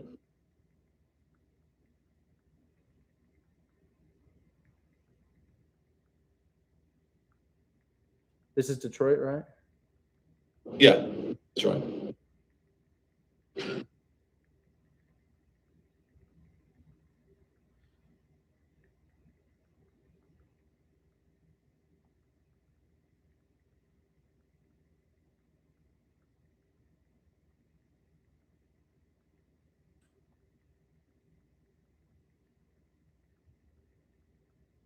Okay, that's with them now. I will keep you posted on that. Probably come up and talk to me tomorrow. Yeah. It's good. I have your number already, so yeah, I've texted you a few. No, I like this. The agent is very lazy, by the way. She is extremely lazy. She's just like a normal agent. Yeah. Okay, well, this looks good, dude. It's brick, so it's probably in better condition than most. I don't think they're caring about shooting as much as they used to, but yeah, this is good. Yeah, it is. I'm hoping you got like 6 or something, 5 or 6. I'm happy. I think you will. I think you will. The only thing that could kill this is the condition. And Yeah. It looks fine. It looks to be okay, but in my experience, you really just have to take what they're saying with a grain of salt. Absolutely. Yeah. That's What is the very, very first step to get started wholesaling in a saturated market? Well, you don't have to be in a saturated market. You could always choose a smaller market. I do this virtually. I live in Oregon, but I wholesale in the South and Midwest. And the very first step that I took was listening to podcasts. I just listened. You're effectively listening to a podcast right now. You're listening to me talk about deals. You're subconsciously getting the ins and outs. You're understanding the process. You hear me really, really hammering down on the fact that these deals fall through due to condition issues. You hear me talking about not offering too close to list price. You hear me talking about cash on cash return. And then you also see me looking at fix and flip comps to see whether or not a fix and flip is going to be viable. So your very first step is to listen and to learn what wholesaling is. And then after that, I might want to join Hold My Hand Wholesale so that I can see the screen share. How are you finding how much a mortgage is? I use a website called PropStream. PropStream is linked in my bio if you'd like a week of that free. Okay. So I'll just let them know about this deal really quickly, the one that you sent. Yeah.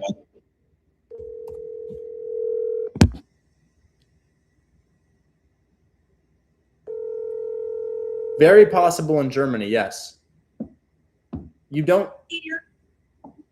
Hey, Richard, what's up? New one in your DMs. It's vacant. It's Detroit. Condition looks good. Won't say it's turnkey, but it does look to be turnkey. 28% cash on cash return at 137. Okay.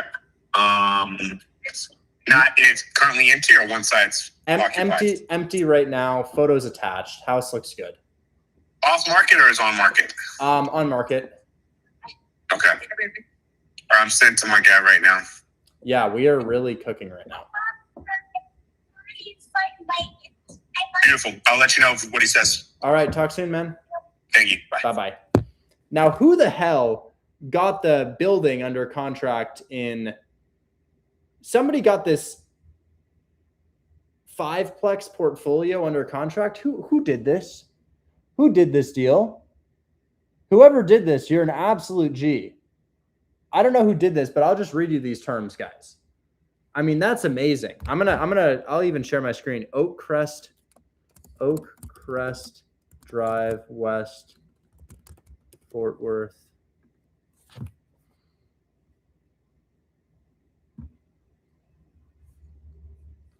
Yeah, that is as good as it gets.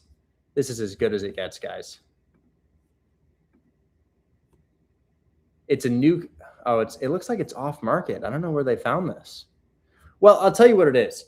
It's an off-market 5-plex priced at $1.3 million. You have $4,500 a month in monthly payments, 0% interest.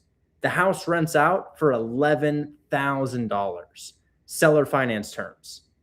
Unbelievable. Now, here's another exciting thing that I have. We're going to transition from questions to calls and breakdowns and demonstrations. So Jason is a mobile home park operator and owner. Jason, how many slots do you have in mobile home parks right now? Oh man, I'm over 400. You have over 400 slots. Out of 400, how many are occupied?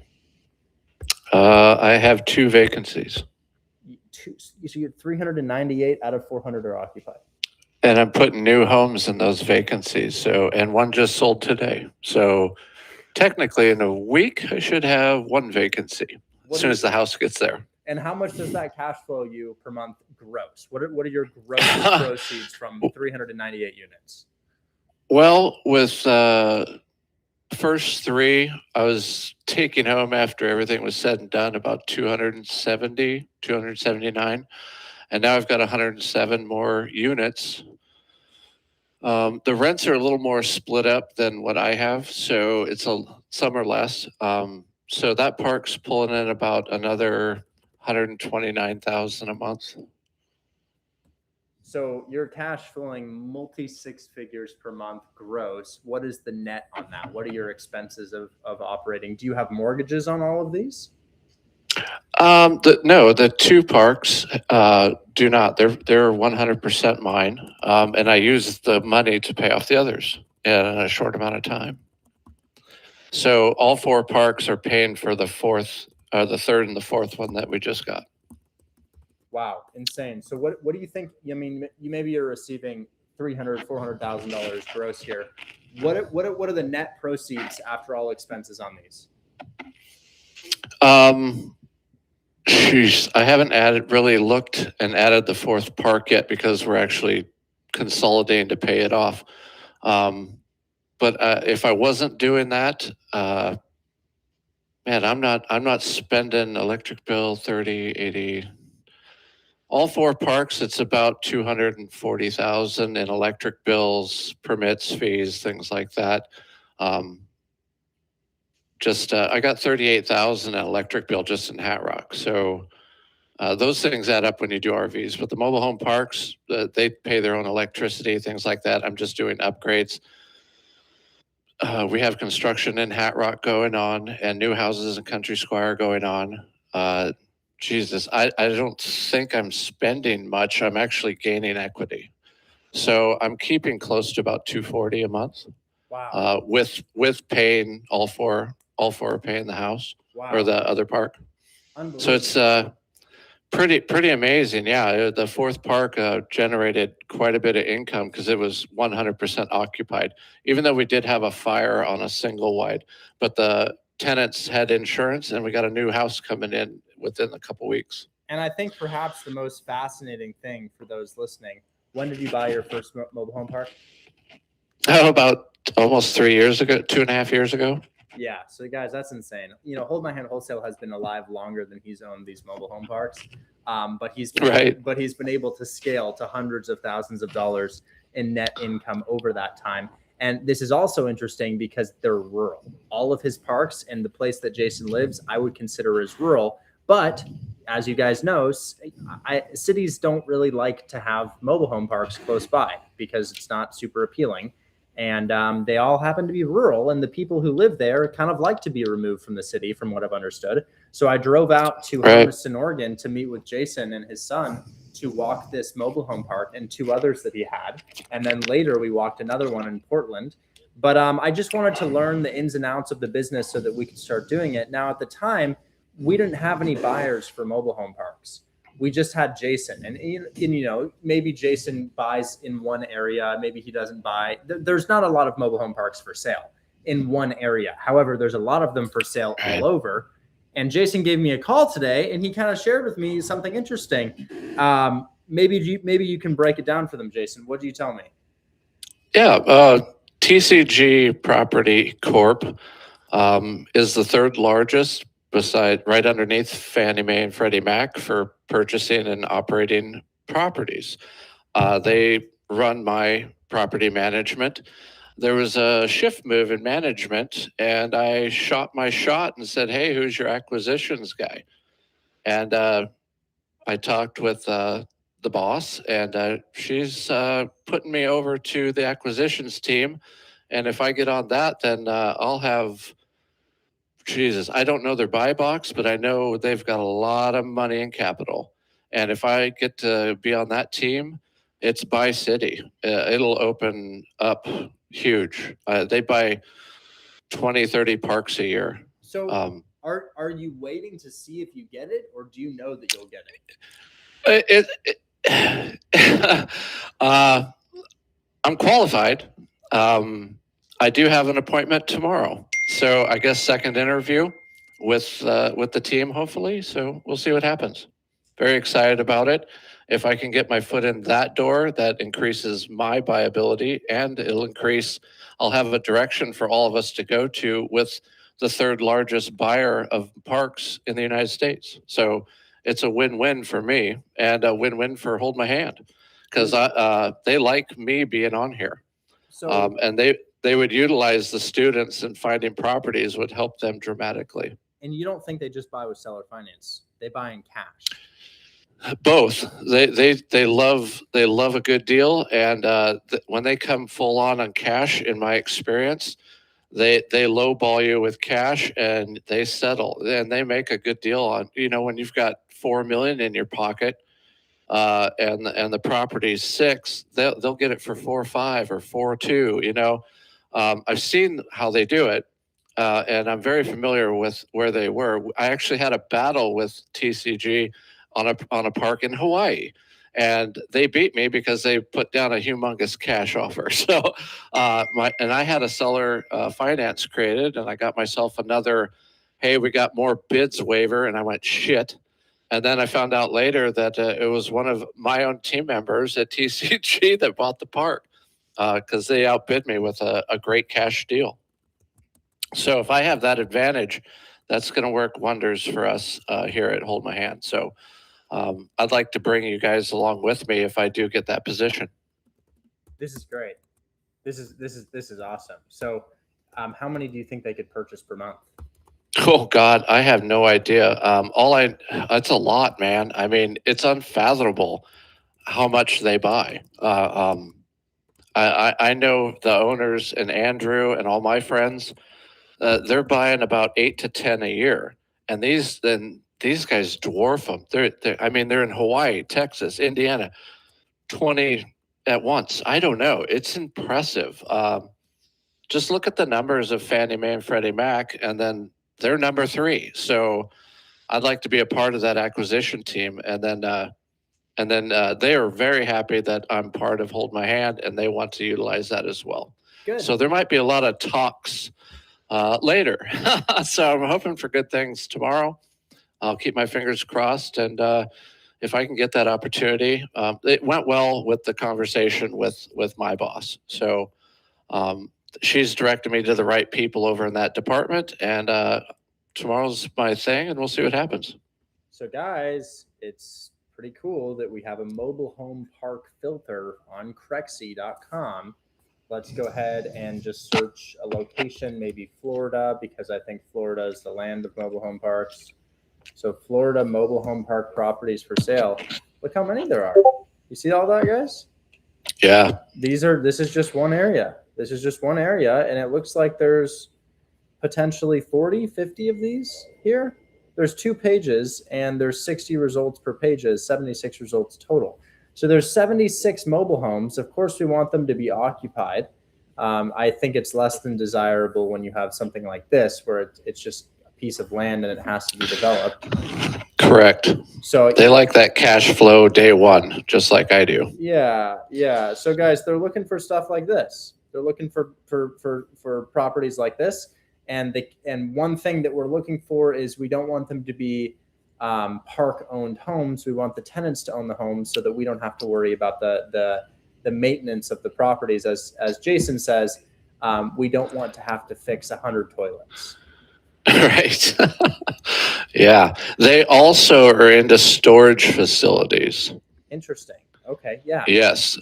They have a company. I think it's, man, I'm going to slaughter this name, but it's like Bow Bear Storage. And I don't know if I should shout that out, but they do storage facilities like crazy as well. So I'll have a wider buyer's market if I can get my foot in that door. So it's going to be insane. Yeah. So this is something that's coming to fruition here, guys. I don't want to jump the gun. We don't know the buy box yet, but we're going to learn the buy box in time. And then hopefully y'all can attack that and we can get some big assignment fees. So we'll see. Yep. They're aware of our assignment fees. That was part of the conversation yesterday is, you're not getting out of those. And we all laughed, So they're fully aware of what we're doing as far as commercial goes. And the assignment fees are very, they're nice. They're a little higher than what I do. So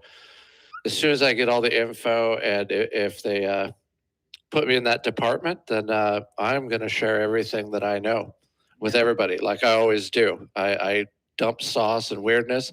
I'll just be the buyer's end, telling you what we want, where to go, where to look, and you guys help me find it. It is exciting. It is really exciting. So yeah, more about this tomorrow, guys, or maybe the next day. But Thursday. I'll bring it up Thursday on my show after you. More about and this Kara. Thursday. We'll come on stage when I'm here so that we can capture the whole Oh audience. yeah, absolutely. Anyways, yeah, thanks so much for sharing. I really appreciate it.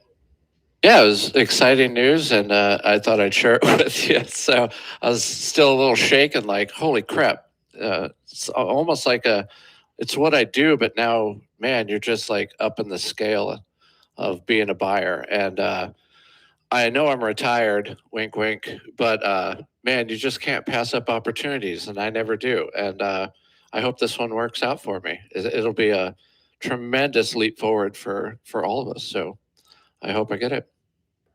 Perfect. Well, thanks so much for sharing. That's such an awesome value add. By the way, Jason, I said I would bring this up to you. The mobile home park guys, I told you, for the one in Kuski, Idaho, reached out to me and said that he has another buyer who's interested but doesn't want to bring the whole capital to the table to get financing for this thing. So he wanted to see if you'd be willing to go 50-50 or some sort of ownership split if he brought the other portion of the capital necessary for the down payment. Oh, yeah. Didn't his 12% hit in June on his loan? And that's why we needed to do a normal offer with a loan rather than seller financing. DSCR sounded pretty good. Okay, so do you want me to give him? Yeah. You want me to give him a call right now and say, hey, 50-50 would be cool, and see if they're on board with that?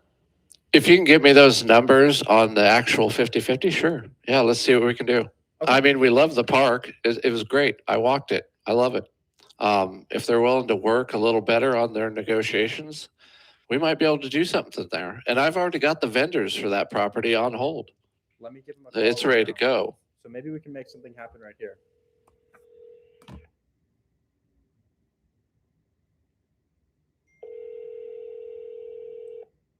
He just texted me. I don't think he's available, but it's still ringing.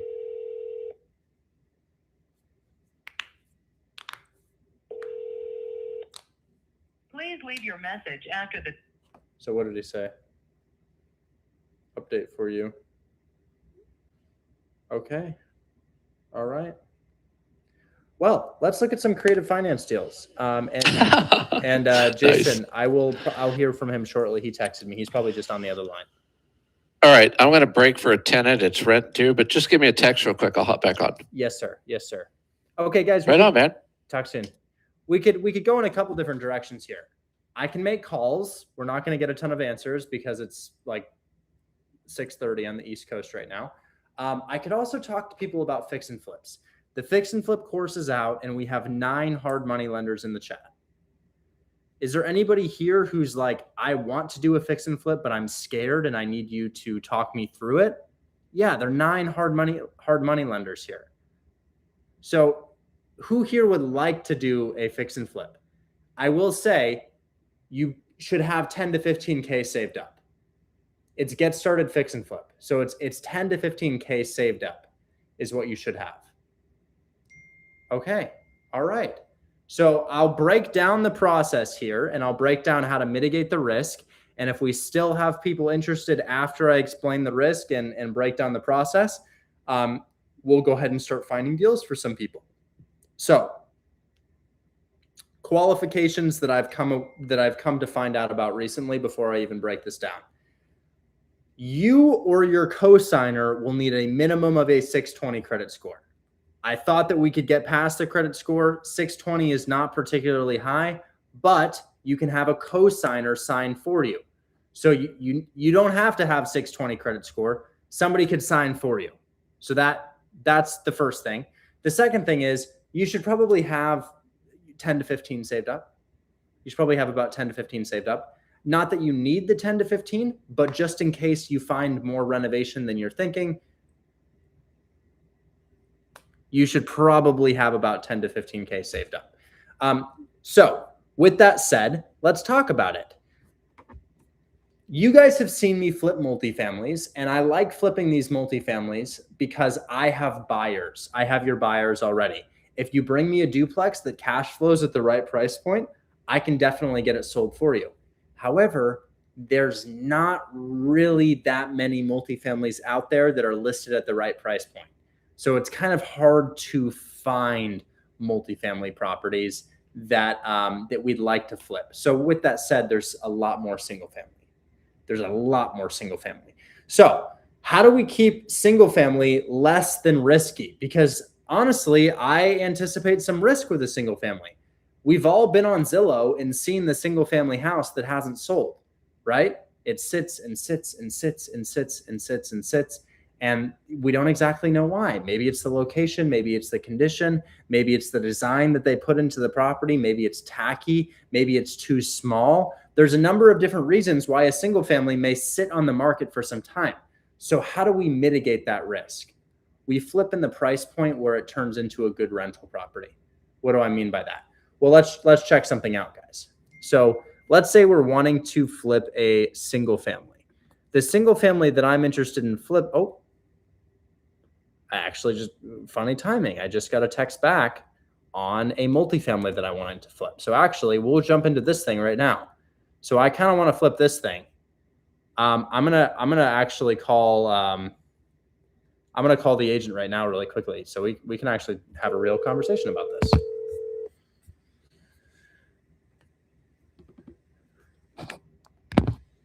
Hello. Could you please leave me a message? Thank you. Okay, he declined my call. Available to speak. So he hasn't responded, but he texted me. Hopefully he can have a conversation with me here shortly. But I do want to show you guys something. This is Lake Point, right? Yeah, this is Lake Point in Detroit, Michigan. I just had a conversation with the agent about this. I'm going to send my contractor to walk this property. Now, here's what I like about this property. This is why I'd feel okay flipping this as a single family. I'm going to offer 55. Let's say I get it for 58, right? Because let's be realistic. I get it for 58,000.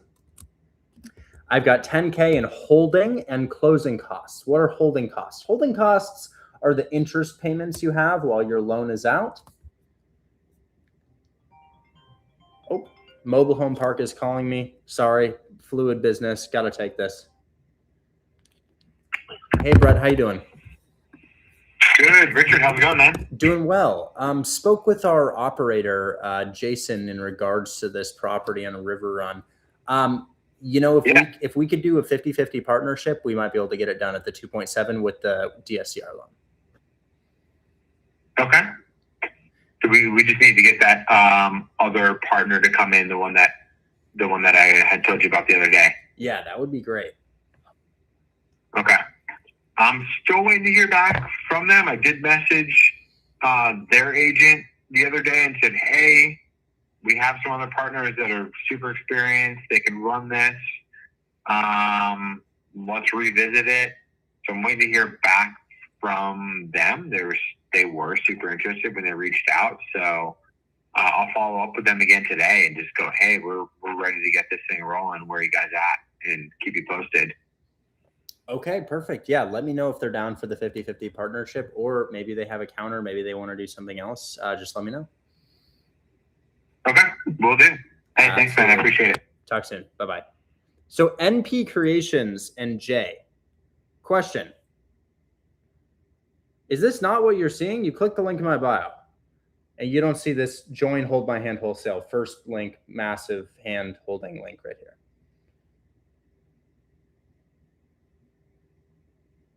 I just J and NP Creations. I'm just trying to make sure that is that showing up for you guys okay?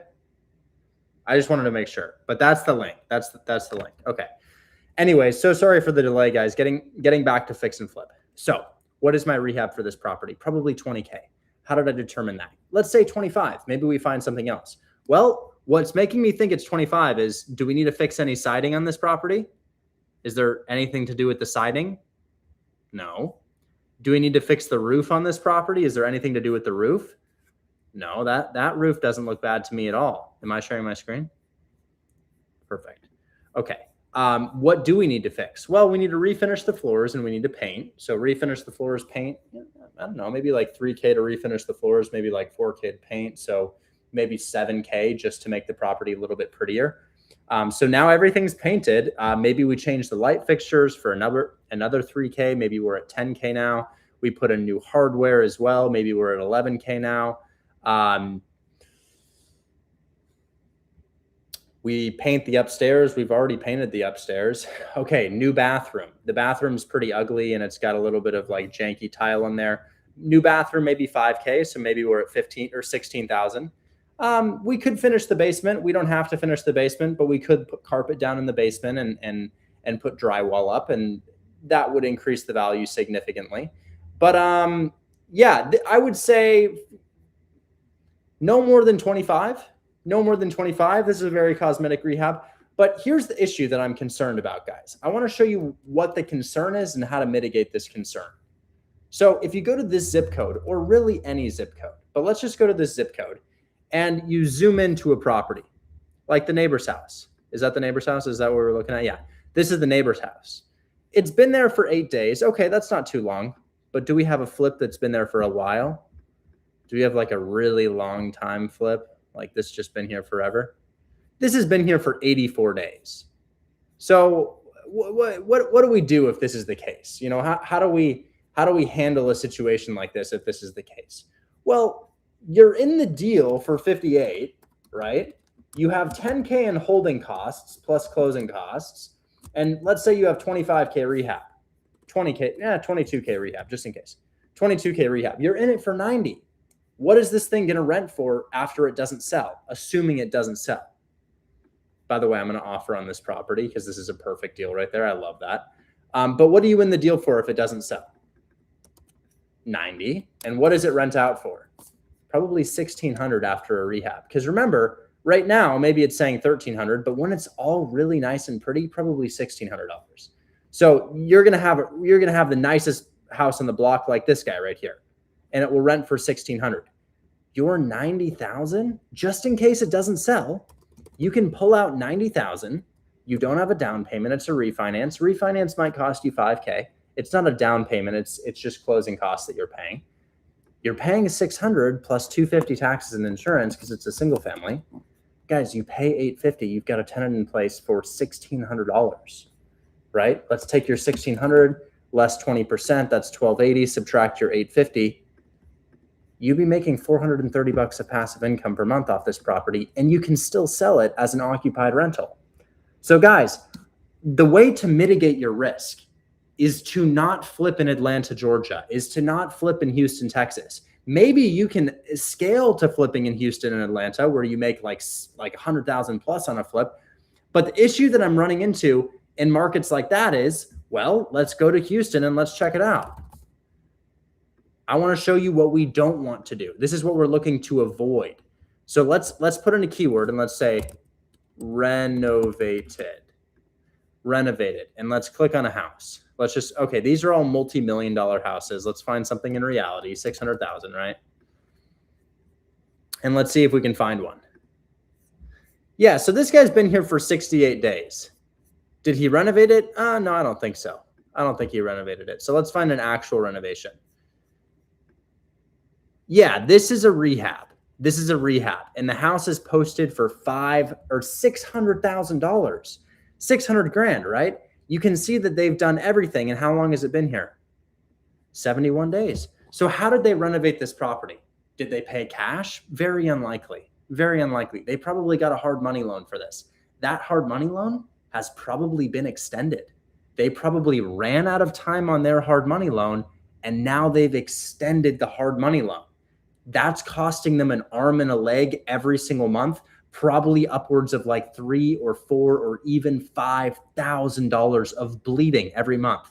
But hey, why not just turn this thing into a rental property, right? You could just turn it into a rental property. Well, I'll tell you why you don't turn it into a rental property. Check this out. This thing, what do you think? 1,800? Oh, wow. That's actually surprising. $3,200 in rent. I had no idea Houston was like that. So let's just compare really quickly. Do we really think we're going to get 3,200? It's a 2-1. No, it's not. I'm sorry. It's a 3-3. I don't know where I got the idea that it was a 2-1. It's actually a 3-3. Sorry about that. So it's going to rent for 3,000, but how much is your mortgage? Well, let's find out. Let's say he's in the deal for 520. Maybe he's going to make 70K on the project. Maybe he's in it for 520. He refinances 520,000. His payment at 7%, even 6%, at 6% is $3,100. You add taxes and insurance on top of your $3,100. Keep in mind, we're already negatively cash flowing. Taxes and insurance are another $1,100. So $1,100 plus $3,100, guys, you'd pay $4,200 on this, and you'd probably rent out for $3,000 for this property. So this person, if they don't sell this, I mean, I don't know what's going to happen, but it's going to be horrible. It's going to be really bad. I mean, I don't even know how to help them. I don't know how to help them. You know what I would do if I were they? If I were they and I wanted to get out of this deal, I would eat the refinance and I would do a $0 down mortgage takeover. That's how I would get out of this deal. So I'd refinance the property.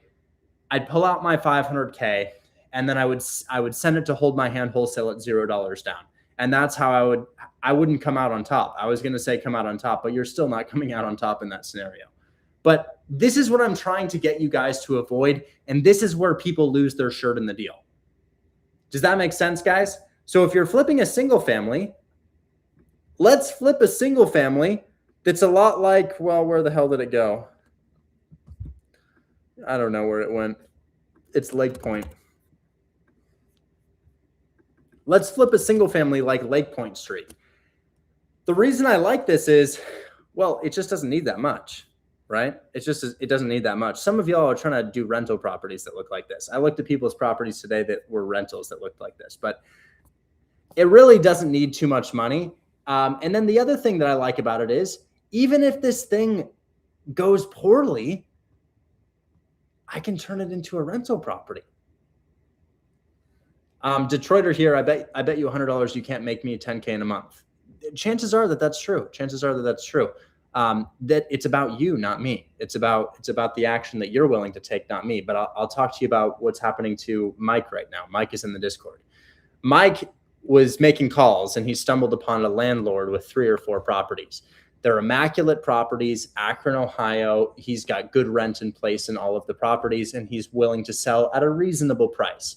We closed on the first one 3 or 4 days ago. That's 433 Allen Street, $13K fee. He's already under contract for the next 2, of which we have sent out for $11,000 and $15,000, and we're seeing if the buyers will pick those up.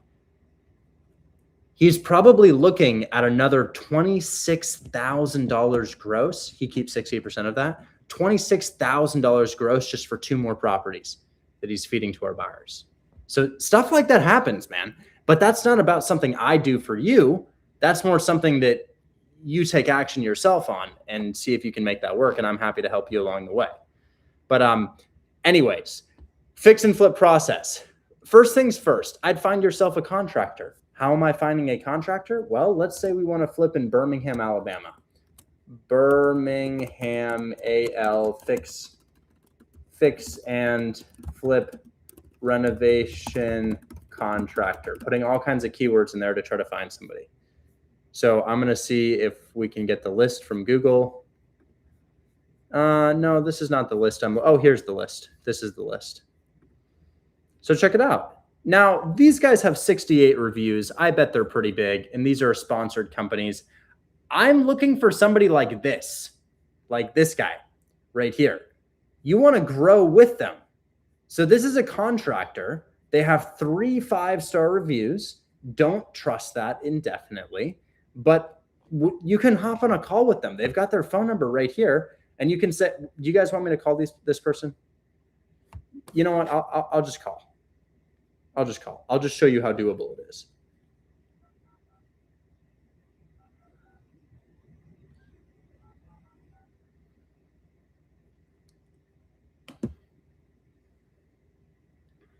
Nico, yes.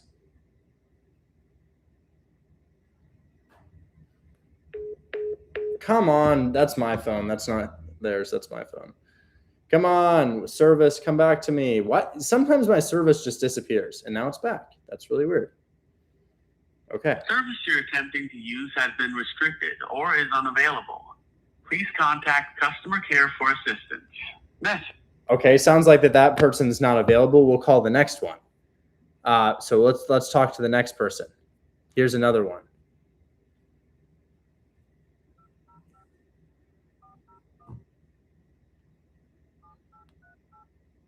See if we can talk to him.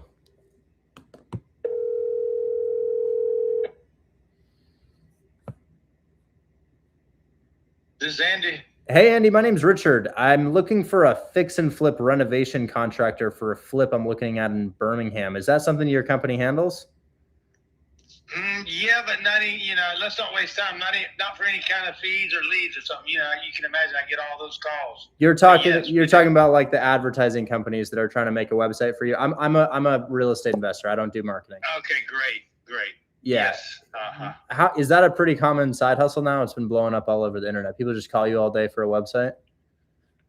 Well, yes, that too, but also, Yeah, they want me to pay for leads. Oh, okay. Yeah, no, I'm looking at a shit box in Birmingham. I need to send a contractor out to the property. I was hoping that could be you. Yeah, I'd love to. I will be super transparent. I got completely scammed from my last contractor, and it's a real sore spot for me. So I was hoping you and I could meet on Zoom and just sort of go over some of your previous projects, because I want to flip 2 to 3 per month. But I just gosh, I mean, I sent the guy 38,000. He was telling me he was doing all the work. We sent somebody to inspect. He did absolutely none of it. And then he throws a lien on my property, and I'm just like, oh my God, this is terrible. Damn. How did you hear about me? What I do is I go on Google and I just go to guys who have like a small amount of reviews, and I'm like, well, maybe I can grow with them. I don't want to work with somebody who's got like 200 reviews, because I bet they probably don't have the time to handle all the projects I want to do. Okay, yeah. All right. Okay, perfect. Yeah, I'd love to, buddy. Well, I'll tell you what, I'm going to go ahead and shoot you a text. I'll send you the property address, and well, ideally we can meet on Zoom first, but I'll shoot you a text with my business partner, and then we can meet on Zoom and see if we'd be a good fit for each other. Sounds good, man. I appreciate it. What's your name? My name is Richard Taylor. All right, great. I'm Andy Beckman. Perfect. You, Richard. Nice to meet you, Andy. Talk soon. All right, look forward to it. Bye-bye. Okay. Okay, now I'll find somebody to flip in Birmingham. Who wants it? Who's able to? So I have your contractor. Who's able to? So remember, 620 minimum credit score. I know Kira is really hungry. I know Kira is pretty hungry. Probably, guys, I can do this for multiple people. Don't worry. I can do this for multiple people, but that's not that hard. Guys, are you like, oh shit, that was so easy? You must be used to talking to realtors, but you have to remember that people in other professions might have a little bit higher of an IQ, right? I'd still like to do it, Richard. That one that we talked about in Memphis, the one thing I neglected to do was check spot crime, and it was a little heavy on the gunshot area, so I didn't go through with it. Jessica, you can come up. I can find projects for both of you. It's no problem. Okay, so yes, do one with me. You guys can throw down together if you want. I mean, maybe you have, honeybee hives. Don't pay me, man. I'll just find it for you. Come on, this is what we're trying to do. So I'm gonna add this guy to his name's Andy Birmingham Contractor. We're gonna get this guy work.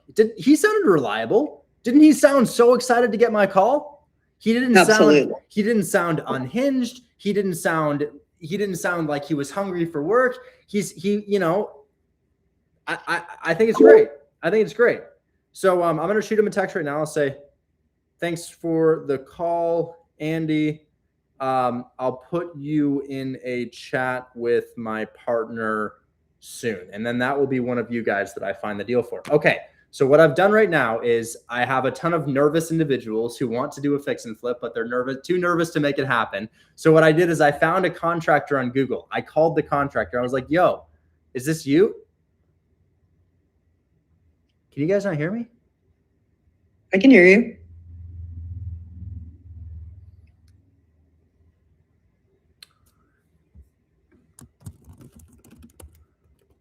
So I found a contractor on Google. I was like, yo, do you do this stuff? And he's like, yeah, I do this stuff. And I was like, okay, cool. Well, I think I might want to work with you. I don't know if I want to work with you. We might want to hop on Zoom first to figure out if you're a scammer or not. That's not what I said, but that's what I meant.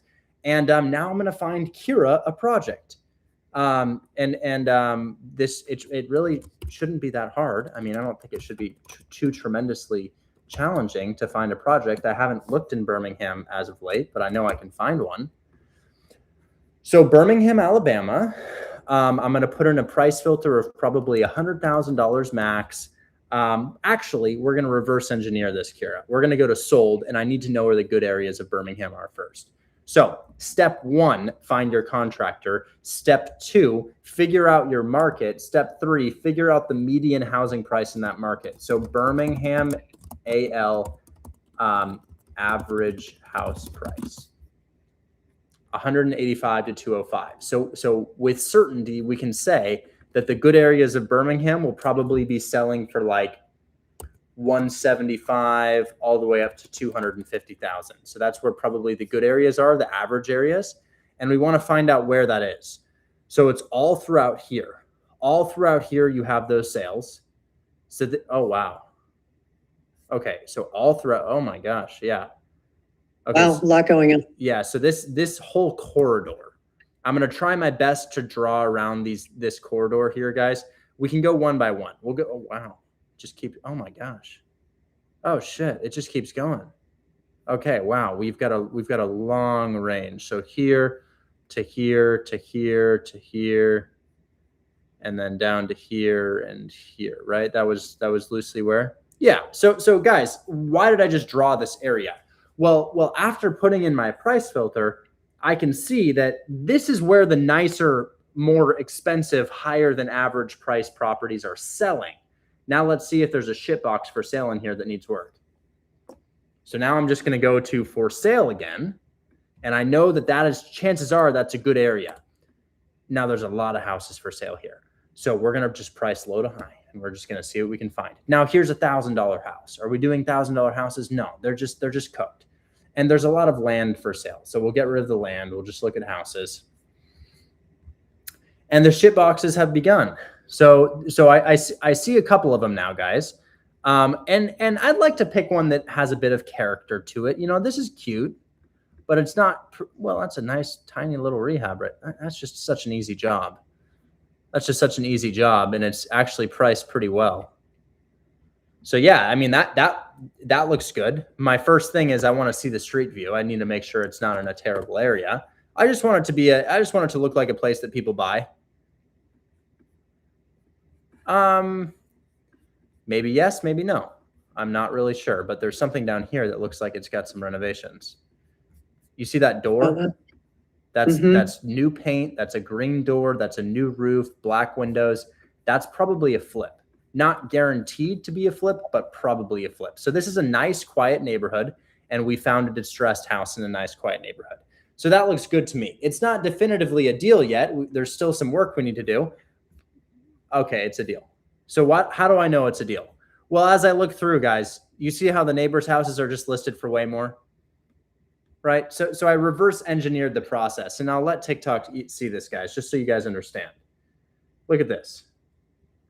180, 120, 168, 130, 124, 195, and then a random 58. And then if I look at the 58's interior condition, it's not that bad. It's not that bad. It's gross, but it really is not that bad. It's got a nice little sunroom in there. Okay, cool. So I might be onto something here. See how quickly this can move, guys? And then when you understand that the lender pays for purchase price and rehab, you're golden.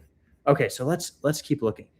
I'm going to now comp this property, which means I'm going to look at the comparable properties to figure out what this thing would sell for after renovation. So I'm going to go down to here, and then maybe I'll go across this way right here, and then up here. And this is just my idea of what this neighborhood might be. See how the property's loosely in the center? That's what we're looking for. And in fact, we could do a little bigger than that, guys. Go a little bigger. We could go here to here and then to here. There we go. Perfect. So now let's measure. It's a 3-1 with 900 square feet. A bit small, but that should be okay. We just need to see that other people are flipping those here. So we're looking at a 3-1, 900 square feet built in. I'm going to take a guess. I haven't seen it. I bet this is like a 48, 47. Oh, it is 48. That was powerful. Nobody's going to believe that I didn't see that first, though. Okay, 1948. And then if we price these high to low and then look at the past 12 months, we should look for ideally something with a similar layout. So the first thing I'm seeing is flip, flip, flip, flip, flip. That might not be a flip. Let me check. No, that's a flip. Yeah, it's a flip. Yep. 100%. Look at the countertops, look at the light fixtures, look at the paint, look at the floors. Yeah, so this shit works, guys. I got to show you this, TikTok. I got to show you this because this is just insane. That house is flipped, that house is flipped, that house is flipped. How can you say that without seeing the photos? Well, sometimes just the pictures alone and the way that they're taken let you know that it's flipped. See how that's all nice and renovated inside? That's all staging. The kitchen doesn't have any stuff in it. It's all staging. How do I know that this guy's flipped? Well, you could just see it. You could just see. There's no guesswork needed here. It's just plain and simple. That's a fix and flip. What about this? Exact same thing. That's also a flip. What about this? Exact same thing. That's also a flip. How do I know? You could just see it from the exterior. Brand new countertops, brand new floors, new appliances. That sold in March of 2026. That sold in May of 2026. So this, I mean, I'm jealous of the opportunity I've just found for Kira. So would you even ask for a lower price? Oh my God, absolutely. Dunk on them with a low ball. Get what you can get. Absolutely. Yeah, never, ever, ever, ever will I offer them what they want. So this is great. Let's figure out your ARV by learning a little bit more about this property. We're a 1948 3-1 with 900 square feet. 1948 3-1, 900 square feet. Knowing that we have 900 square feet, we probably shouldn't look at anything above 1250. And let's price high to low here. Okay, you can see that there's a pretty steep drop off in ARV prices after you put in the price point filter. Live eligibility restricted, but I didn't do anything. This is the third day in a row that they've done this to me. Oh, terrible, terrible, terrible. Okay. I'm sorry. No, it's whatever. It's whatever. They're just preventing me from being seen. Okay, well, yeah, these are still being flipped, and I don't think there's a perfect comp. I'm going to go wider. We need to go further away here because this is all still a valid comp range. This is technically you can comp up to half a mile out. So let's see if anything looks like yours. Okay, so here's two. Your square footage is a little bit small, but honestly, based on what I was seeing prior, I feel like this still would work because this guy's a 3-2, right? This just sold. It's a 3-2. It's got 500 more square feet than you, and it went for 180, 185. Nice. So nice. This is all butcher block, a really excellent countertop choice. It's a mixture of cheap and luxury. So it's a cheap but luxury option. Yeah, so this is a great fix and flip right here, guys. They did a really good job on this project, and they didn't even landscape. No landscaping. You could have sold it for more if they had landscaped the property. Do you landscape when you do your fix and flips? Only if it's a single family. Multifamily, I could care less. So this guy's pretty close to you, right? That's pretty close to you. Also, no. And it's got, you see the square footage? 1254, you're 900. So yeah, this guy was 5 square feet above where we needed him to be. I think that you probably will sell for about 140 to 150, given that your square footage is where it is. So we'll say 145 just to be safe. And they're asking 58. What does this thing need? Well, that's for our contractor to determine, but we can kind of tell. So is this LVP or is this hardwood? That looks like hardwood. That looks like hardwood. It's a little bit hard to tell, but I think it is hardwood because as you go over here, you can see that shine and the grain in the wood. So yeah, we're not getting rid of hardwood. Hardwood is hard to come by now. So yeah, I'm refinishing the floors. I'm painting the walls. I'm redoing the kitchen. You're putting on a new roof. You're painting the siding. You're probably landscaping. So I would guess, Kira, that this would probably be no more than 35 because it's a small house. I feel like it wouldn't be more than 35, but that's for the contractor to determine. And now I'll put you in a group chat with the contractor. So guys, this is the house that I found. Based on these comps, I mean, I'll just show you right now. This is the house that I found. It's listed for $58,000. It took me about a minute and a half to find the deal. The floors need to be refinished, but overall the house could be lived in right now. It's just gross. It's listed for 58 and it's got 900 square feet. And what do I like about this? Well, if you click sold, this guy sold for 185.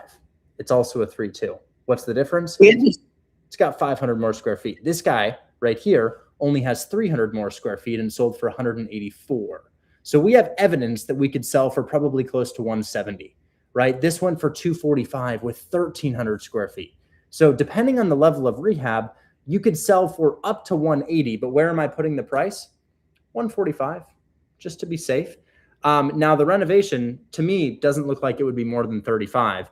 I think it would be super feasible for Kira to offer 40 on this to get it for 40. We had a student in there in the chat, Sean, who offered 38K and they turned it down. Okay, so maybe I mean, 38 is pretty low. Especially, I mean, it's only 20K off, but given the percentage that is, we're approaching 50% of list price. So, you know, maybe we could get this thing for 45K, right? Let's try for 45K. How would this look if we got it for 45? Well, 45,000, 10 for closing, and holding costs, 35K rehab. You're in it for 90, right? You're selling for 145. You're looking at 145 multiplied by 0.94 for your realtor. 136 is what you walk with. You're in it for 90. It's $46,000 profit at a low price right there. So you're looking at 46,000. How long would it take for a contractor to get this job done? 2 months. Could be a month and a half. So what I'm going to do is I'm going to call the contractor and I'm going to say, hey, I've got my project here. And are you able to check it out tomorrow? And I'll see if we can schedule a walkthrough. The service you're attempting. Wait, why is it doing that? Wait. Oh, I just saved the wrong name to him. That was the other guy. So we got to delete that name. And then this is Andy. So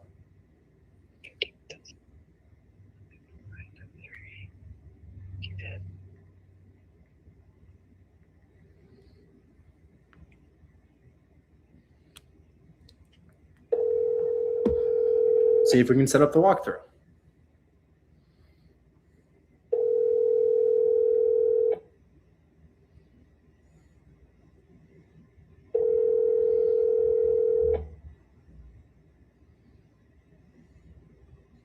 Does Andy? Hey, Andy, I was just wondering, are you able to go out to that property tomorrow if I gave you a time? It's on 85th Street in Birmingham. Sure. Is that too far from you, or is it decently close? It's like 40 minutes, but I don't mind. Oh, okay, perfect. What's the town? Inslee, Eastlake? It's Birmingham 35206. I think that's a town called Eastlake. Yeah. It might be. I'm out of state, so I don't know. I own in Tuscaloosa, but I don't know too much. Okay, perfect. Well, I'm gonna go ahead and schedule that with the realtor. I'll text you a time. All right. Let me see. I'm gonna give you because I've got a pretty busy day. Okay. Okay. Okay. See if he can do it. Like I'm trying to think. 8, 9, 10. See if you can do it between 11 and 1 if possible.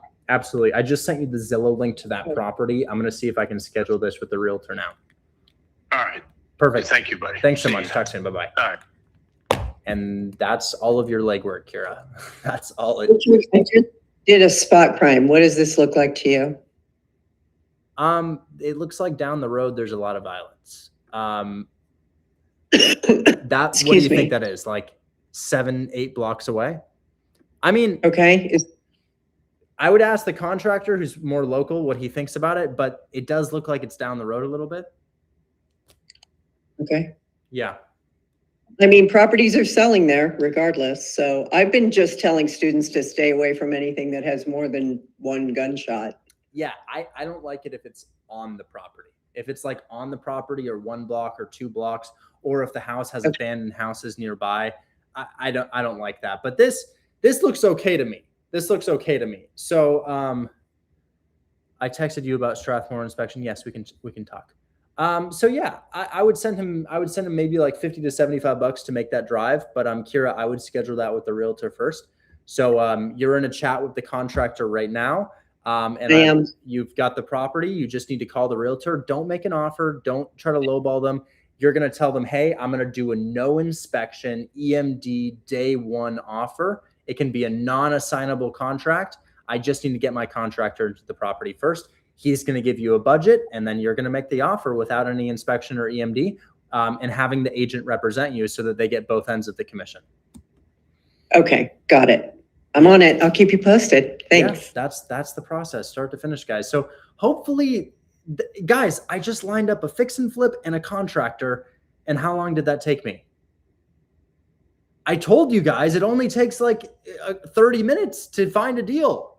It's just exponentially easier than wholesaling. And if you're flipping in the low price points and it doesn't sell, do we trust that contractor? No way to know yet. We don't know yet. Kira should meet on Zoom with them. I wouldn't blindly trust them. But Kira, the contractor's name is Andy. Anyways, do we have any questions about fix and flip before we move on to a couple other questions here? Anybody like, well, I just didn't understand the part about.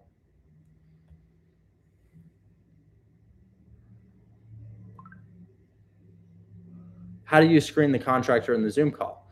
Yeah. Well, honestly, there's no right answer for this or wrong answer. It's all about the vibe of the person. If you meet with them and the guy's like, "Oh yeah, man. No, well, yeah, we do projects like this all the time, man. We should all the time, and no problem, man. We get it done. We get it done quick." If he looks like he's coked out, like, don't work with him. If he's manic, don't work with him. If bro's missing all of his teeth, okay, well, it doesn't occur to bro to brush his teeth.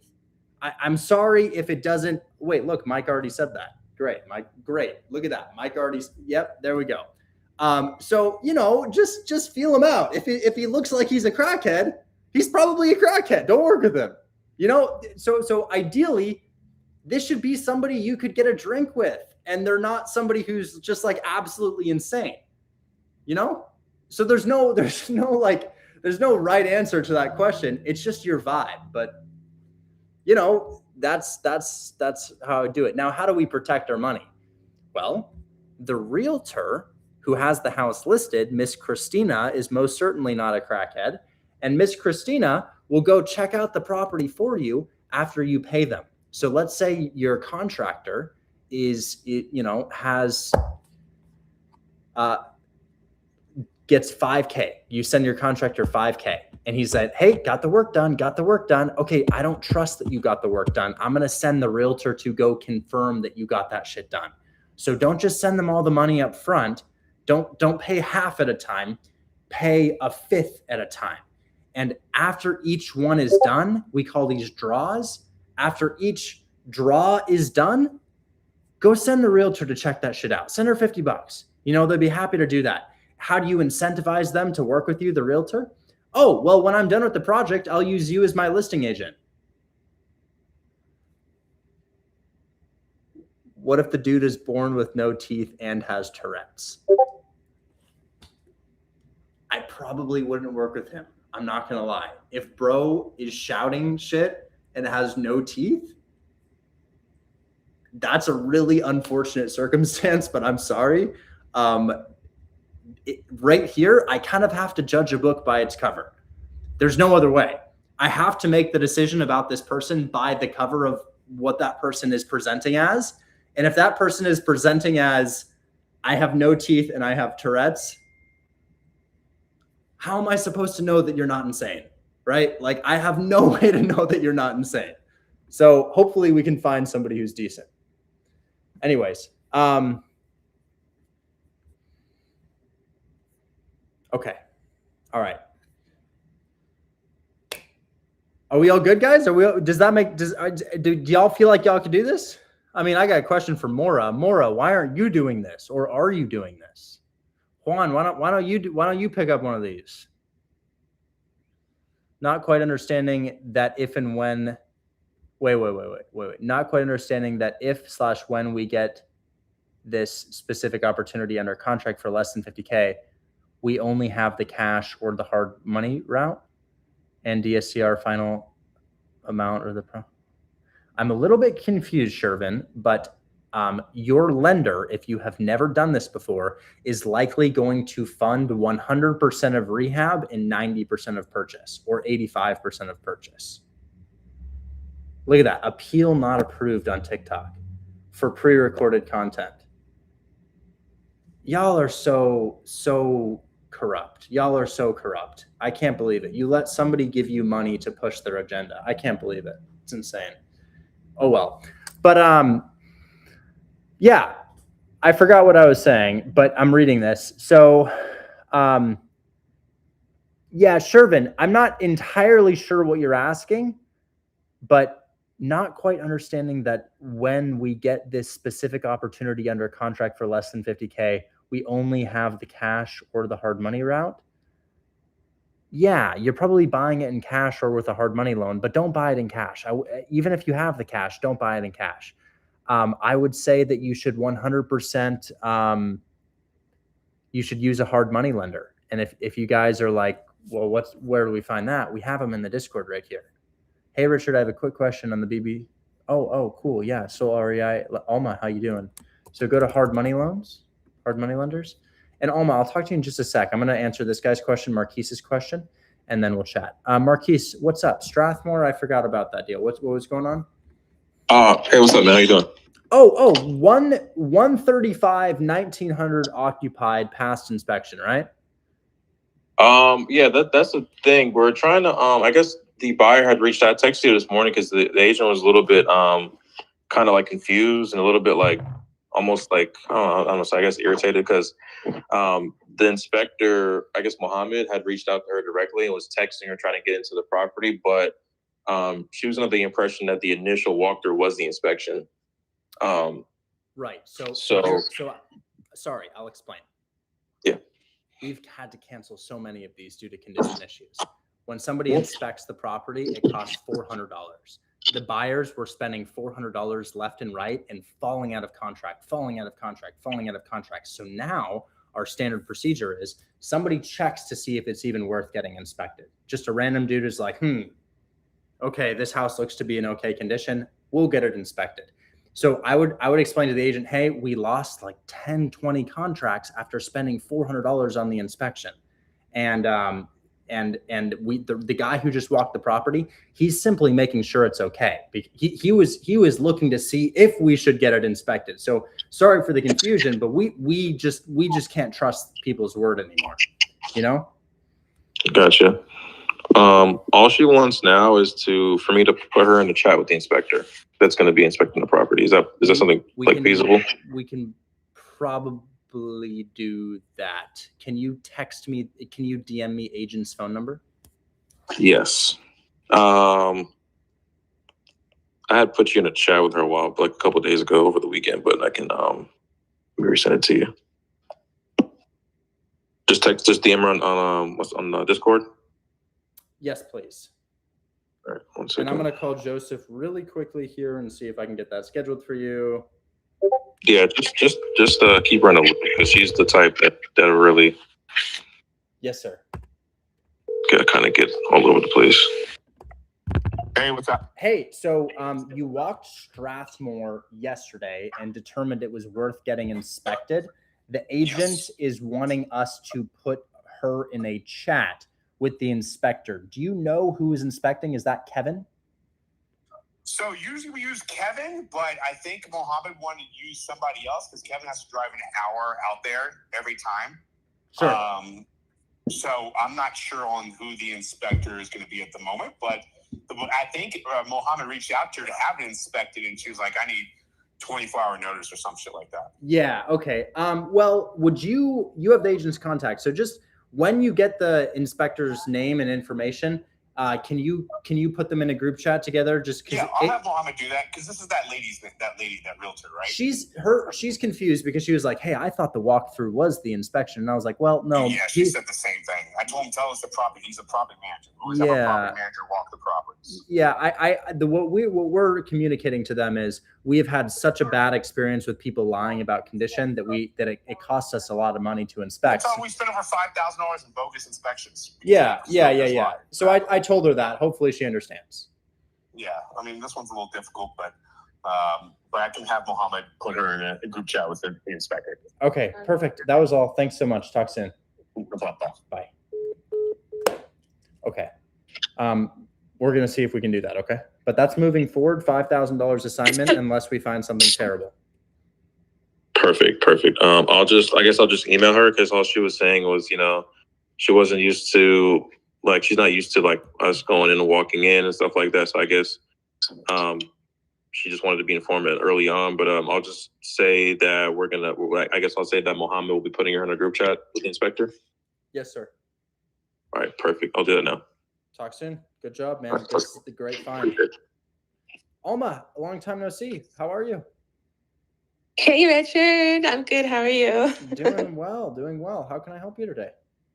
I just had a quick question. I was looking at some of the deals on the marketplace, and I was wondering the obviously mortgage takeover is a mortgage takeover, but then some of them say sub 2, like subject to. Are they the same thing or are they sub 2? The marketplace allows everybody to post on it. So these are just these are like random wholesalers posting deals. That would be a case by case scenario. I would imagine some of them are mortgage takeover and like trust acquisition, and some of them are subject to deals. But Alma, are you looking for a rental or a flip? It's not me specifically looking for it. It's other people looking for primary residence. Oh, so I'm looking at these. Yeah, I'm looking at these mortgage takeovers, and there's a couple of really nice ones with low what's that interest rate? Oh, this is good. Okay, I would reach out to those wholesalers on the website. So if they've posted things on Buy Box Cartel Marketplace, I would reach out to them, because that's not actually just our team anymore. People are subscribing to the website to sell the deals separate from us. Got it. Okay. And there's buttons on there, but I'm not able to click. It says like message or contact, but it doesn't let me click them. Oh, let me put you in a chat with Chris, because that's a glitch. So I'm going to go ahead and I'm going to go Chris and then Alma. Hey, Chris, this is Alma. Alma, you met her in person for Sword and Stone. She's saying Buy Box Marketplace won't let her contact the wholesalers that have the deal listed. Can you help on this? And then Alma, yeah. For the longest time, I've had this house in Selma in San Antonio, just outside of San Antonio, that I'm selling for $0 down. I'm the owner of the property. I don't know if that's of interest. Can you send me the address, or do you want to give me the address? Of course. I'll share my screen on it. Thank you so much. Can you believe it's going to be a year since I bought Open Point? Yeah, that's really awesome. Still out here kicking, but yeah, this is it. There's 28 years left on the balloon, which is I don't even know why they did that. They're not even going to own the property for that long, probably. But yeah, this is it's fully renovated. It's 6.5% interest. Your payment's $2,300 with taxes and insurance. And I don't need a dime. I'll sell it for $0 down. My reason for selling, it was the second property I purchased. I purchased it for $0 down, and I think I just did it to say that I had property. It helped with content, but it's not a cash flowing rental property for me. So it's just here. And and is this a seller finance or is this a mortgage? This is a seller finance deal, but you'd be taking over my seller finance position. Got it. Yeah. Okay, I will put it out there. Yeah. And then Alma, I wouldn't necessarily lead with this, but I would pay closing costs for the seller. Okay. I don't necessarily want to lead with that. But if you have somebody and they're like, oh, I would, but the closing costs, I could be how much would closing costs be on this one? Probably about 5 or 6K. Okay, I would say 6K. Okay. Yeah. No qualification, no credit check, truly $0 down. But if you can get somebody to pay their own closing costs, I would love that. I will definitely look into doing it that way. Okay. Thank you so much, Richard. Absolutely. We'll talk soon. Anyways, somebody says, I'll take it in the chat.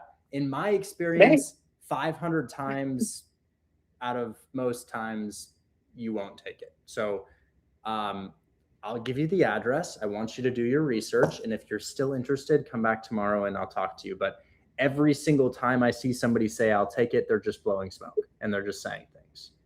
Okay. He says he's kidding. Yeah. Okay. Well, I'm glad I didn't go into that too much further. Yeah, that's available. Let me know. And it's good to hear from you, Alma. Thank you so much. I will see you soon. All right. Talk soon. Bye-bye. So it's almost time for another Sword in the Stone challenge. I'm going to call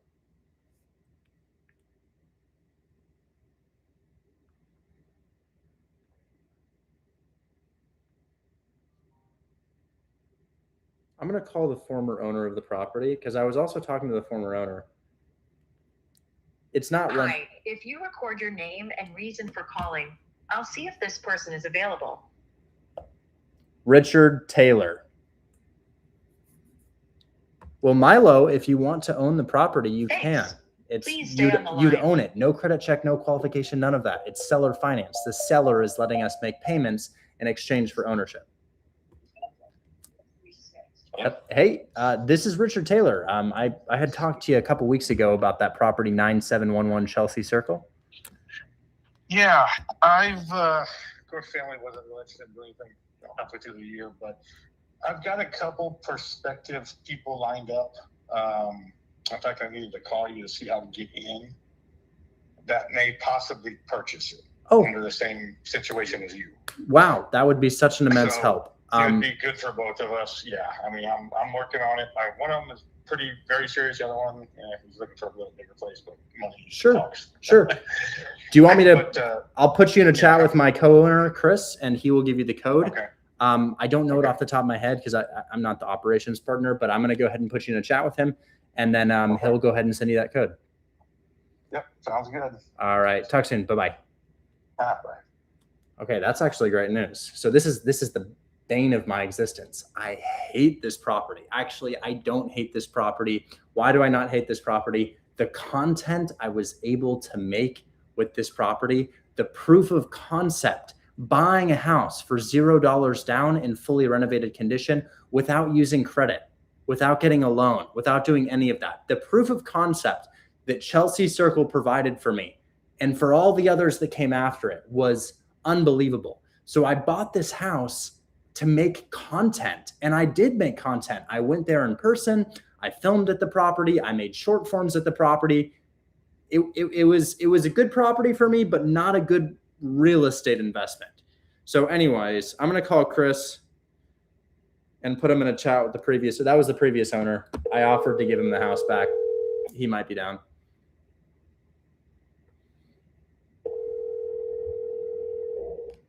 Hey, what's up? Yo, I talked to the previous owner of Chelsea Circle, and they might be down to take it back, but they kind of want to pre-sell it first. So they're going to send somebody to check out the property. Can I put you in a chat with him and you send the door code to him?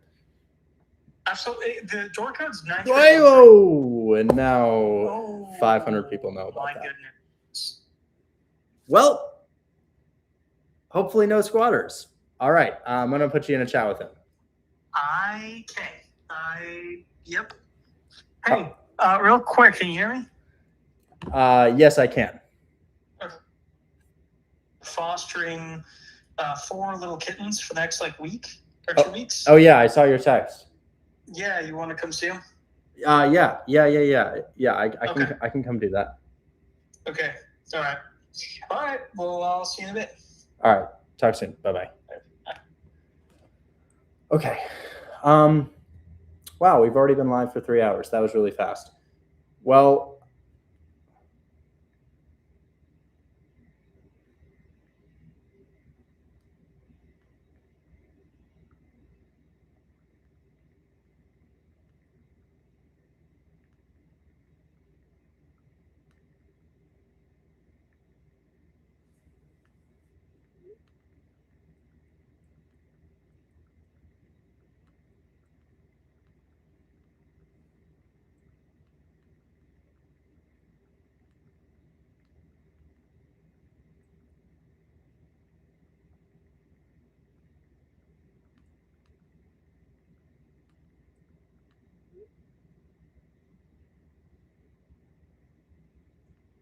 okay. All right. How do we connect regarding a property? It depends. Are you selling the property? Are you wholesaling the property? Are you buying the property? If you're selling a if you're selling a property, there's a link in my bio to sell your property, and I will make an offer on your property. If you're wanting to invest in property and you're curious about what that looks like, book a one-on-one call with me. There's a link in my bio. Y'all can book one-on-one calls with me. I started doing it I'll be transparent. Hold My Hand Wholesale started dropping as deals increased. So deals went like this.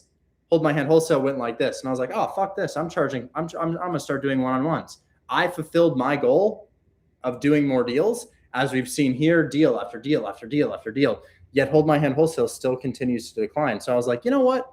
I will do one-on-ones. I'll do one-on-ones. So now I offer one-on-ones. I didn't want to because we were making so much with Hold My Hand Wholesale, but I'll be honest, I don't know how to grow the community anymore. We have made it easier for people to use Hold My Hand Wholesale by creating holdmyhandwholesale.group. We now have marketing in place. Oh my God, it's insane. But I don't really know how to grow the community like it used to. Oh, here's the other owner calling me back. Hey there. Hey, it's Daryl again. Yeah, so I didn't mean to cut you off. So the problem is I'm like halfway through my year, and that's going to put a dent in my budget. Okay, and I know that's none of your concern, but I'm doing the best I can to get it moved off both of our plates. Wait, what are we talking about here? Because I'd pay your closing costs, and I wouldn't ask any money for it. I just give it to you. I got you. What I'm saying is, the answer is yes. I haven't collected any, like, you got some property tax, and there's just all them little things that I wasn't budgeted for right now. I'm just gonna have to come up with because you're not going to be paying out the bills. I'll pay any sort of, but I'm not behind on taxes or anything like that. I mean, I can pay that. If there's back taxes, I pay the back taxes. No, not back taxes, but I'm just saying, like, for the rest of this year, there's 6 more months of property taxes that if I don't come up with something, well, then that comes back out of my pocket. Oh, okay. That's Okay. what I'm saying. It's just a little bit of a budgetary thing. And unfortunately, I told you the other day, fortunately both, I'm building a restaurant. And I'm like you, I'm putting out a lot of money. Yeah, I totally just understand. watching the pennies, and I'm doing my best to make this thing. I'm pretty sure one of these people are going to do it. But yeah, that's my issue, is just making sure I'm covered to the end of the year and I'm not dipping into another fund that I need it for. And that's it. It's not large amounts, but it's some, so, anyway, that's all I was trying to figure out. Sure. So whatever you want to do is totally fine. But here was my thought process. I was thinking, I'll pay any sort of fees associated with you collecting the property. House is still renovated. And then, a price well below market value would be 200. So if you listed it for 200, it probably sells over the weekend, probably under contract over the weekend. And you could probably close prior to having to pay any taxes. I would be destroying my local economy if I sold it for 200.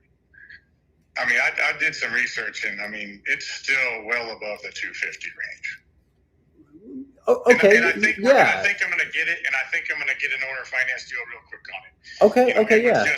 Yeah. So I'm just letting you know that's my only kind of hold up right here at this moment, is because if I don't line somebody up, I'm gonna incur all that stuff at the end of the year that I did not plan for. Sure. Okay. So yeah. Well, if you could just give me a little time. I'm hoping within the next 30 days max, really. I mean, I want to move it off your plate, but I don't want it to just sit on my plate.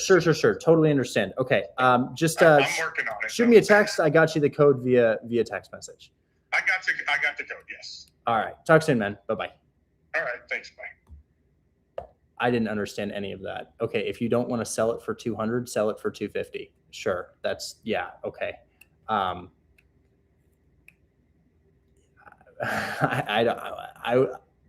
offering to give him a house. He would not have any debt on it.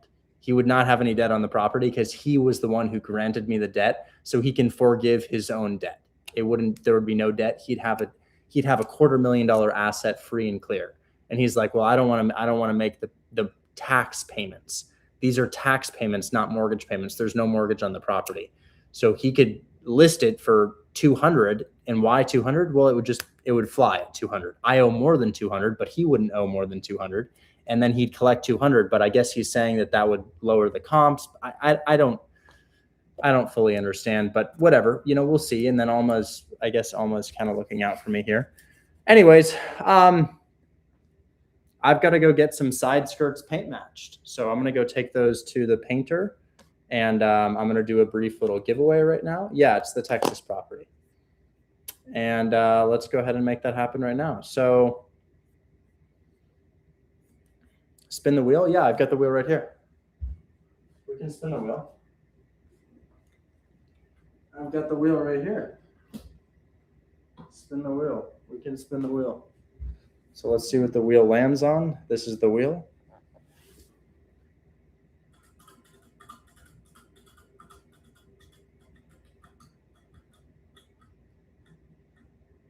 Oof. Shouldn't have spun the wheel. It landed on penny board. It landed on penny board. What is a penny board? It's like a mini skateboard. It's like a little mini skateboard. It's like a summer type of thing. Let's see, penny board. What does it look like? I'll show you. It's like a little mini colorful skateboard. Here's a very 2016 photograph to illustrate what it looks like. This is the most 2016 photograph of all. But I'll tell you what, the alternative is $20 cash. So if you're like, you know what? I don't want that. I want $20 cash. I'll give you $20 cash. Sure. We'll do it. Yeah, but there's your 2016 photo. I hope you like it. Anyways, let's figure out how to give this away. We haven't done trivia in a second. I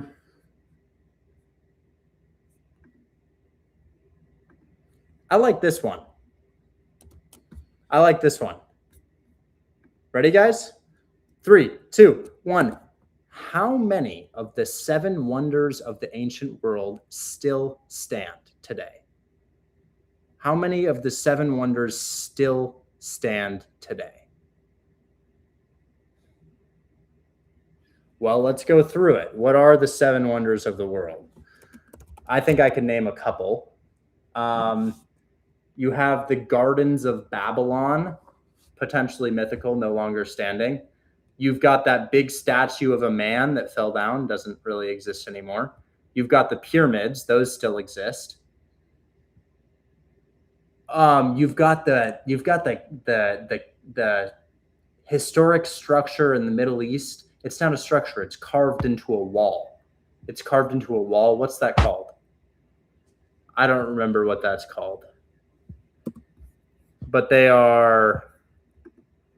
Is the Colosseum one of them? Is Machu Picchu? I don't know. There's the one carved into the wall. I forget what that's called. Colossus of Rhodes. There's a couple, Rich. There's a couple. There's a Great Wall of China, Machu Picchu. I think the Taj Mahal is one too, if I'm not mistaken. There's another one. Where are the people that killed from the volcano? Pompeii? I think that's one as well. This one says... there's a couple. This one, so I see Great Wall of China, Temple of Artemis, Statue of Zeus. Okay, well, the trivia is wrong. The trivia says 1 still stands, but that's not true. The pyramids are still standing.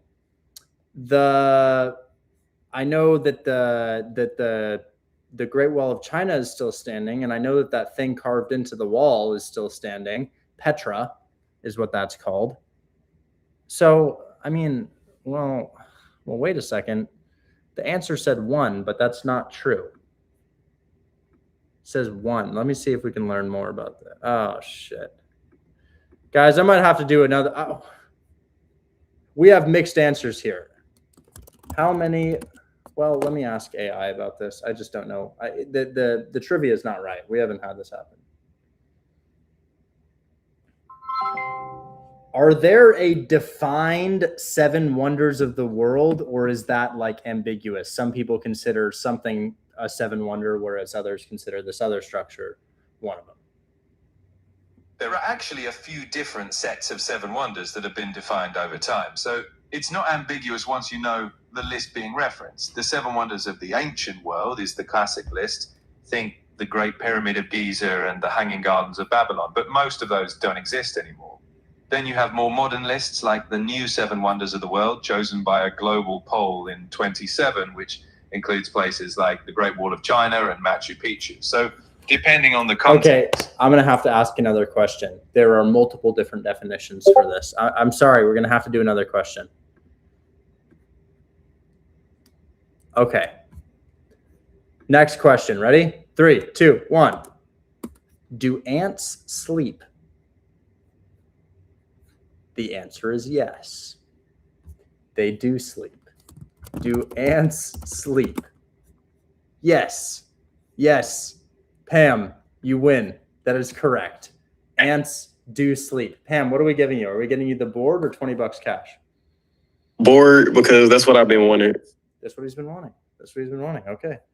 All right. Let's make it happen. I'm pretty sure you've already DM'd me your address, right?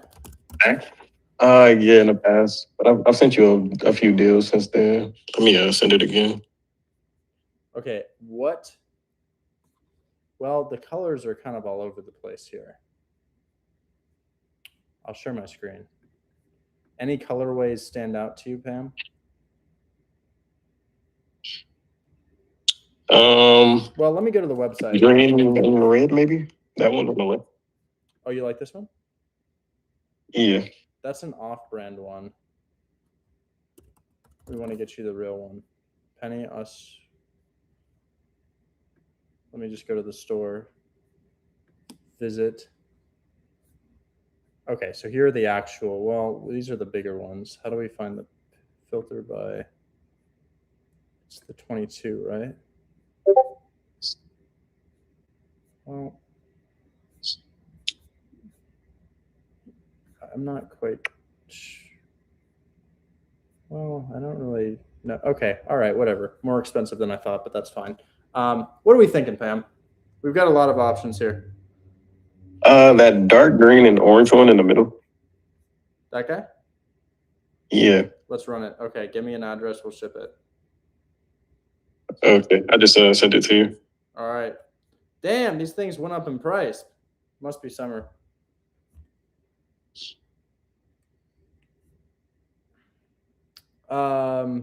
Westland, still accurate? Yep. Okay, we'll do that. Holy shit. $136. That's one of our more expensive giveaways, guys. Dang. All right. Well, it's on the way. I just sent you a screenshot of the confirmation of order. Let me know when you get it, okay? Will do. All right. All right, guys, that's my stream. That's my stream. Thanks for hanging out with me. I appreciate it. Have an amazing rest of your day, guys, and I'll catch you on the next one. See ya. Bye-bye.